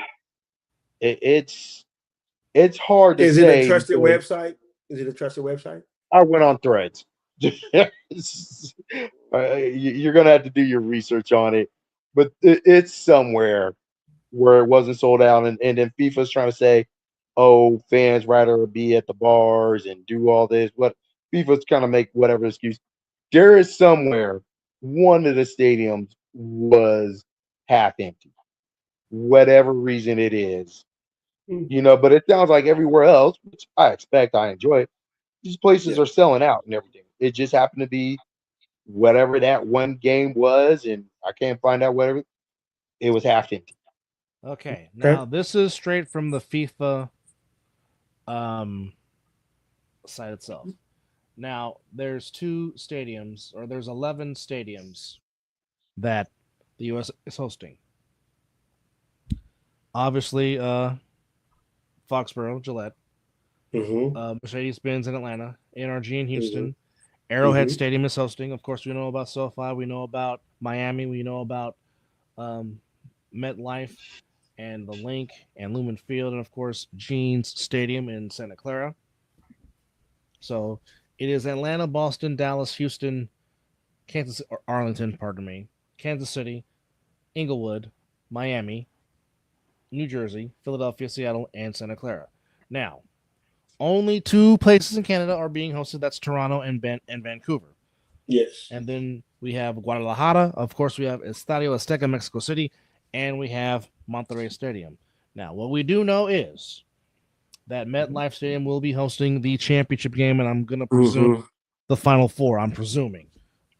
So there you go. Now, if we're looking at... Wait, MetLife's doing the championship, or I thought it was down in MetLife Stadium is hosting the MetLife got it. game. I thought it was down in Mexico. No. Wow. Well, it would have probably been there if MetLife said, "Fuck you," and we're not gonna get the grass that you want. Okay. All right. I thought Mexico was gonna get it because it was actual. It would have been nice if it would have been in Mexico. Yeah, it's me. Although that's kind of So I interesting think that FIFA allowed to expand it to have 3, countries, hosting it, because normally that doesn't happen. Yeah. Well, FIFA spent no expenses on this year's FIFA Cup, World Cup. Because Lot of money. because of well, I don't know how true this is, but I guess the official capacity of AT&T Stadium with the chance to extend seats is 70,649. I mean, no, like I said, I can see MetLife doing it. I just thought I thought the finals was supposed to be in Mexico and stuff like that, but maybe now MetLife can Toronto hold more. now Toronto actually had an actual soccer field that holds the least capacity, 43,000. Vancouver, which is where the BC Lions play Canadian Football League, Yes. which actually is a very nice facility. They hold 52,000. So, can we get to scheduling, please? That's where we want to go. Scheduling, please. Thank you. Let's go. Okay. So it says that AT&T Stadium in Arlington will host the most matches of any venue with 9. Okay. MetLife will hold, as we just mentioned, the finals on July 19th. The United States will host 78 matches, including the quarterfinal stage onward, while Canada and Mexico will each host 13. Each tournament venue, with the exception of Estadio Akron, which is in Guadalajara, will host at least one knockout stage fixture. Oh. All right. So, obviously, the Western region broke into Vancouver, Seattle, Santa Clara, Inglewood. Central, Guadalajara, Mexico City, Monterrey, Houston, Arlington, Kansas City. And the Eastern region, obviously, Miami, Toronto, Boston, Philadelphia, and New Jersey. Now,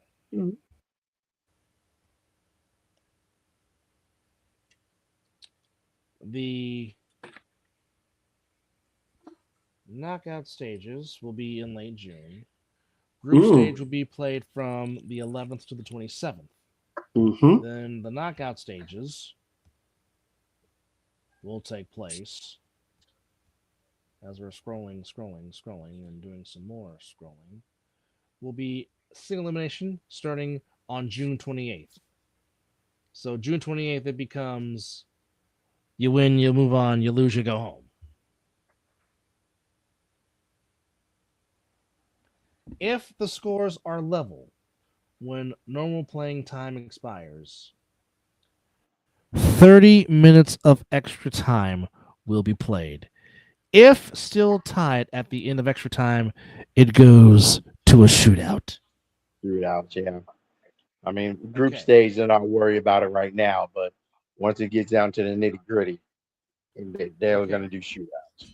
So how they have this set up is, so July 1st will be the last game in Santa Clara. Then you go on to the round of 16. Oh, we're going to have 4th of July World Cup soccer. Okay. So Philadelphia and Houston will host on July 4th. On the 5th, it'll be East Rutherford and Mexico City. On the 6th, Arlington and Seattle. And on the 7th, Atlanta and Vancouver. Now, hey, wait. What teams? What cities are doing July 4th? Houston and Philadelphia. Philadelphia makes all the sense. But it's very interesting. Very interesting that that's going to be a 250 celebration. That's a city I wouldn't even want to be in with everything. Philadelphia for the American 250, and you got World Cup. It's where the country got its foundation, so it makes all the sense. Where for to be in Mexico? No, on the 4th of July, they're having the round of 16, one of the games in Philadelphia. Ooh-wee. You got parades, you got fireworks. Woo, I would not want to that be in day's Philly. gonna be busy. That day's gonna be busy. That's wow. Well, it's on a Saturday too. So there you go. Mm. So I might have told They okay. couldn't people, handle like, if they couldn't even I handle would a have Super told Bowl people, parade. hey, we ain't doing July 4th. You're gonna have to hold off. This is our big celebration. Sit your ass down on July 4th. So the quarterfinals will be July 9th through the 11th. July 9th, one will be in Foxborough. July 10th, one will be in Inglewood. July 11th, we'll have two matchups, one in Miami, one in Kansas City. Now, semifinals. On July 14th, one semifinal will be in Arlington at Jerry's World. The other one will be July 15th in Atlanta. And of course, as we said, the championship game will be July 19th in East Rutherford, New Jersey. And the match for third place will take place in Miami. I wonder why Vegas didn't put their hands in it and play that Allegiant. I don't know why either, because I mean they've had they got grass. They have had soccer matches before, and it has sold out every time it's been mentioned. I don't know. I figure like you could get more people into Vegas than Miami. Well, not to mention Vegas definitely has the hotels to cover everybody. Hey, you know what? Miami is like, hey, we got that international superstar. Bring them out. Yeah. I wouldn't be shocked if in the next 4 years it'll be played at Allegiant.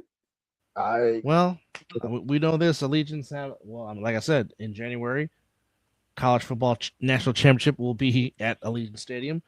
2028, the Final Four will be at Allegiant Stadium. Super Bowl 63 will make its return back to Allegiant Stadium in February of 2029. So, I mean, wouldn't be shocked if you can sprinkle in a WrestleMania in between there, or the Royal Rumble, or SummerSlam again, or the Survivor Series. I think WWE is going to spend a lot of time in Vegas now. Yeah, supposedly they're supposed to be building a performance center here in Vegas. There you have it. And you're going to get some kind of form of a show out there too from them. Because I know UFC has a training facility out here, so it wouldn't surprise me. Which looks pretty nice. We've driven past it. Looks pretty nice. Well, I've driven past it when I was out there. You know what? Hey, superstars choose the East or the West Coast. Florida, no taxes. Vegas, it's Vegas. No taxes. And no state tax. No state tax. No state tax. Okay, never mind. It's equal footing. You're going to deal with heat no matter which way you go. Absolutely. I don't know whose houses are cheaper, but do you want dry heat or do you want humidity? Yeah. Well, I'll tell you this. Myles Garrett contract is about to get hit being in California. Oh, yeah, without question. Yikes. I mean, he's still going to be well over, but I'm just saying, just imagine what he could be making if it went for them taxes. Is that all going to the Rams, or is Cleveland paying for part of it? That's it really doesn't. I mean, it really doesn't matter because you're going to get taxed whatever city you play in, but is it more? It's higher in California for sure. Yeah, it's higher in California. Well, yeah. You know what? With those 8 games, wait. No, I was about to 7. say 8 games. 7, but they gave up. They gave up a home game to go to Australia. They gave up to go. But no, I'm trying to figure out how many games they're actually playing in California. So technically 8, because you're still coming up to us. You got to go to Santa Clara. Yeah, you're playing in Santa Clara. Yeah. They're not. No, they're not playing. Yeah, so it's 8. Wait, are they playing the Chargers? Their housemates? Are they playing the Chargers? Yeah, they got to play the Chargers, right? Yeah. Oh, that's right. You are playing the AFC West. The division of the AFC West. 9 games. Well, and you also think they got to go to Seattle as well, too, right? That's still within the. But they're not California. Oh, no, California. Okay, yeah, you're right. I'm just thinking California. So he's technically playing in California 9 times. Oh, his money is getting huge. And he falls in that other bracket too. Okay. That's why that's okay. He's not in our bracket. Well, me and Dugan's bracket, but he's in a different bracket. Yeah, he in that. That's why I was trying to figure out if maybe he could say, technically my money is coming from Cleveland. No, man. Yo, game check is that's 9 California games. Woo. Okay, counting the preseason games, that's 10 games at Oh, SoFi in Inglewood. damn. You know, that might be the one game I might go to at Allegiant this year. Raiders and Niners. No, Raiders and Rams. I want to see Stafford. I want to see Stafford live one more time. Might be a good game. That might be a Rams thrashing on us, but It's a preseason game. Ain't no. No, that's wait, regular no, season. it's a regular season game. That's regular the season game. season. Oh, Yeah, we okay, played the yeah, NFC West this year. Yeah, that's 7 days after Little Big Brother's birthday. Okay, so all right, you get. I was gonna say because it's preseason, you ain't seeing Stafford. Stafford ain't playing no preseason games. That boy gonna have a snapback on. Now, I'll go watch the teams fight for 53 when they play each other in preseason. I'll go do that. So the Niners is coming to the desert. Yes, Yeah, that's good. Scouting report. I'll go scout. Yeah, that's exactly what preseason is. Scout. Scouting report. It's always good if you were watching the Niners in preseason. We all knew what our quarterback was when we saw him in preseason. We were like, he's giving our backup a run for his money. I see why we traded our backup. The Liberty beat the Mystics 86-64 in the WNBA Commissioner's Cup, and also the Dream beat the Tempo 102-77. Who's the Tempo? The Toronto Tempo. I remember. Okay. I guess maybe it's tomorrow. I heard a commercial. Are they doing the WNBA talking about the throwback to their very first game? It's supposed to be Sparks versus Liberty. Is that tomorrow? No, tomorrow is the Sparks against the Valkyrie. Go Valkyrie, BLA. Damn right. Which I got to get to a Valkyries game this year because I heard that atmosphere is electric. I mean, I've gone to a few Aces games here in Las Vegas, and the crowd has been very lively. Which, by the way, the Aces do play the Wings tomorrow. Ooh. Which you can see on USA. The Valkyries and the Sparks, that is on Peacock and NBC Sports Network at 7. And the Links in the Fire at 5 p.m. Did I hear a cat? Yep, you hear my cat. Okay, I was saying it was the first time I heard. I was like, okay, you know what, whatever. Okay. Yeah, my cat's trying to beg for some food today. I ain't gonna give him. On the Diamond, Diamondbacks beat the Reds 5-3. The Rockies unleashed some frustration out here in Vegas and put up 23 runs. Wait, where are the A's playing at in Vegas? At the Aviators ballpark, where their AAA affiliate is. Yeah, AAA affiliate, yeah. And there was plenty of balls hit out of the ballpark. Literally. I've been hearing ever since they've been over there. It's just been bang, bang, bang. Oh yeah. No, the ballpark that's going to be a trouble. League park, you damn near should be hitting a home run damn near every pitch, every bat you get up. Well, I mean, not just that. Is the fact is, again, high altitude, dry heat. The ball's going to carry out here in Vegas. So even with a retractable roof that's going to be there on the old side of the Tropicana, the ball's going to carry. I feel bad for some of those A's players. They're like, we go on a away game and go to an actual major league stadium, and then we come home, and this is what we got to come home. It's like it's a nice thing, but this is AAA. Actually, the A's did very well in their Vegas trip. They went They went in their Vegas. Ready to see? Is their Vegas ready to see? 1, 2, 3, 4. And yeah, they went 4-2 in their 6 games out here. Of course. Ask the pitchers, did they do well? Oh no, on both sides. Okay, Steve, I'm just batting practice. Steve, the first Vegas game was a 15-14 final score, and that game was played at night. God damn, batting practice. Jeez. And me and Mizzle was going back and forth all the game. I said, "Well, I see there's no pitching in Vegas tonight." Oh, there was pitching. God. There was pitching. It was underhand Yeah. pitching. Straight No, up the middle, have fun. it was home run derby. Anyhow, Marlins beat the Pirates 4-2. Padres beat the Orioles 5-2. The Nationals beat the Mariners 10-1. Yankees beat the Blue Jays 8-3. Mets beat the Braves 8-1. Tigers and Guardians postponed. There'll be a mega update on September the 4th. Royals shut out the Astros 4-0. White Sox beat the Dodgers 6-4. Brewers the Brewers shut out the Phillies 4-0. Twins beat the Cardinals 5-4. Rays beat the Angels 8-3. Rangers beat the Red Sox 6-4. And Logan Webb pitched a beauty today. Yes, he As did. the Giants do beat the Cubs by a final score of 5-1. The White Sox and Dodgers. Was that a Go 3-game White or 4-game Sox. series? That was on the south side of Chicago. But what was the for the series? Oh, Dodgers took 2 out of 3. Okay. I know the White Sox are doing pretty good, so I was just seeing how they matched up. They are vastly improved, but Steve, your beloved Atlanta Braves have the best record in baseball. Yeah, but I'm a little worried. My boy Tassat Jr., whatever, he on the IR. A little worried. Oh, Acuna, yeah, the boy can't seem to stay healthy. Yeah, that's what I'm a little worried about. And he's so fun to watch. He really is. He is. And this is now we're now into June. This is now when baseball starts to count.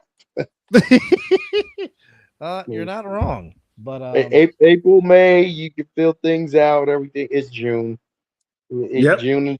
Yeah, this is where it starts counting now.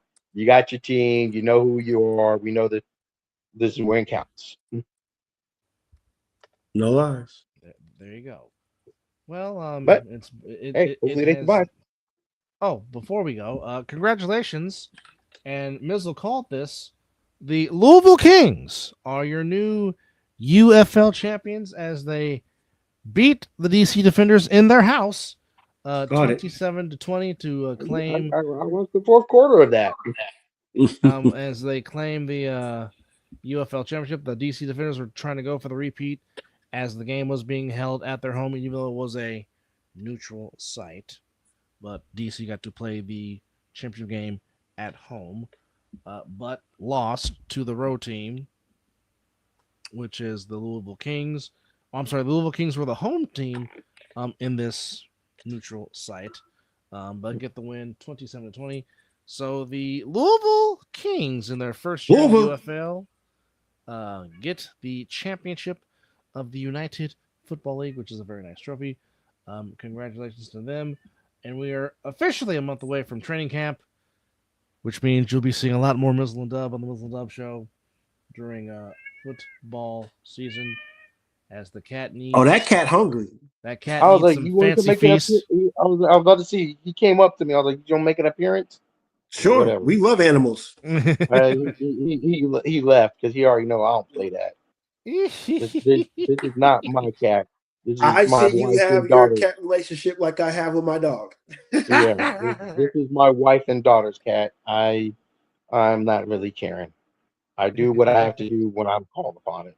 Other than that, I understand. I wholeheartedly understand. But before we go, congratulations! I saw the thing 400.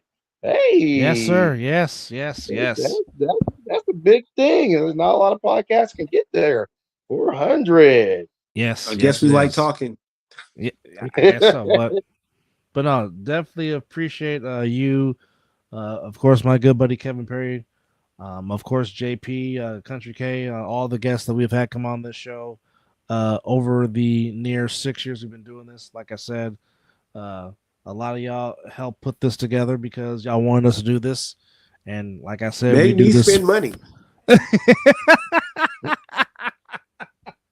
So we definitely appreciate every supporter that we've had on this 6 year journey, and definitely can't thank y'all enough for if y'all been with us for all 400. God bless y'all. If half of it, God bless y'all. Even a third, bless y'all. We just joining. Definitely, we just appreciate y'all. Again, the New York Knicks in their 53-year drought by winning the NBA championship. Jalen Brunson, the Finals MVP. And now we will see what happens because in 2 weeks, literally, the draft will be here. quicker than you No think. rest. No rest. Exactly. No rest for the weary. Like I said, No, NFL getting ready to get into a training camp. Baseball, July pennant 1st is races when heating rest up. day is. And of course, FIFA World Cup going on strong as we are just that closer to football. But certainly want to thank our fellow brother in our friendly neighborhood, Steve, for coming in and talking NBA with us. And definitely to you, the viewers, and to our newest subscriber that put us at 260. We say thank you very much. It is greatly, greatly appreciated. Again, don't forget to check out our brother in the All-Pro Jaffos on Jaffos TV, the High Elevated Sports Talk for the highly elevated sports fan. Check them out. Also, every Wednesdays at 5:30, the other side of the ball covering the A7FL, as we will talk about these yearly awards. Yes. Certainly is God, that MVP award is going to be tough to decide. it's really going to be tough to decide. But hey, that's why we have these shows to talk about it. So we appreciate you guys very, very tremendously. And now the high school graduate, who turns 18 in a couple of weeks. Oh God! Don't remind me. Good grief. With that said, folks, appreciate y'all for joining us on this 400th episode of the Mizzle Dub Show. Special thanks to all you guys. It is greatly appreciated, and to everybody that's helped out with us with this. We didn't do it. We haven't done this alone. No, so we'll give ourselves a pat on the back and a little. Yes, indeed. Congrats to the Knicks. Congrats to the Carolina Hurricanes for winning their second Stanley Cup in franchise history as they beat the Vegas Golden Knights 3-0 to clinch the Lord Stanley's Cup in 6 games. So congrats to them, a.k.a. the Hartford Whalers, but that's another story here. Stop it. Nonetheless, enjoy the World Cup. Enjoy the College World Series. Enjoy Major League Baseball. And enjoy the summer. Be safe. Stay hydrated. Drink plenty of water. Sunscreen yourself. Don't turn into a lobster. Of course, make love, not war. Anyhow, again, appreciate Steve. For Mizzle, I'm Dub. This has been number 400 of the Mizzle and Dub Show. 400! And that deserves a big fat Yeet. yeet.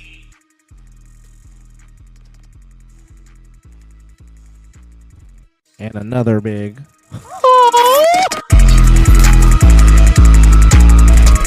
Appreciate y'all. Thank y'all for watching. 400 in the books. Jesus. I didn't think we were going to make it this far, man. I love it.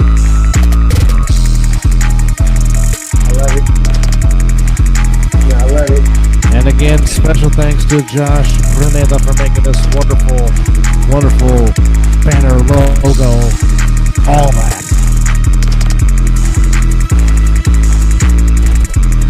Shout out to Big Brother for the intro, the original intro. And to 17KD for making the super dope beats that he makes. But more importantly, to all of you, the viewers, we thank you. Thank you very much.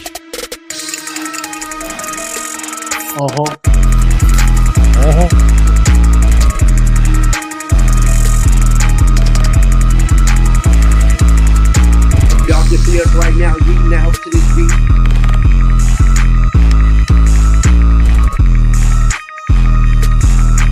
We have been doing for the past.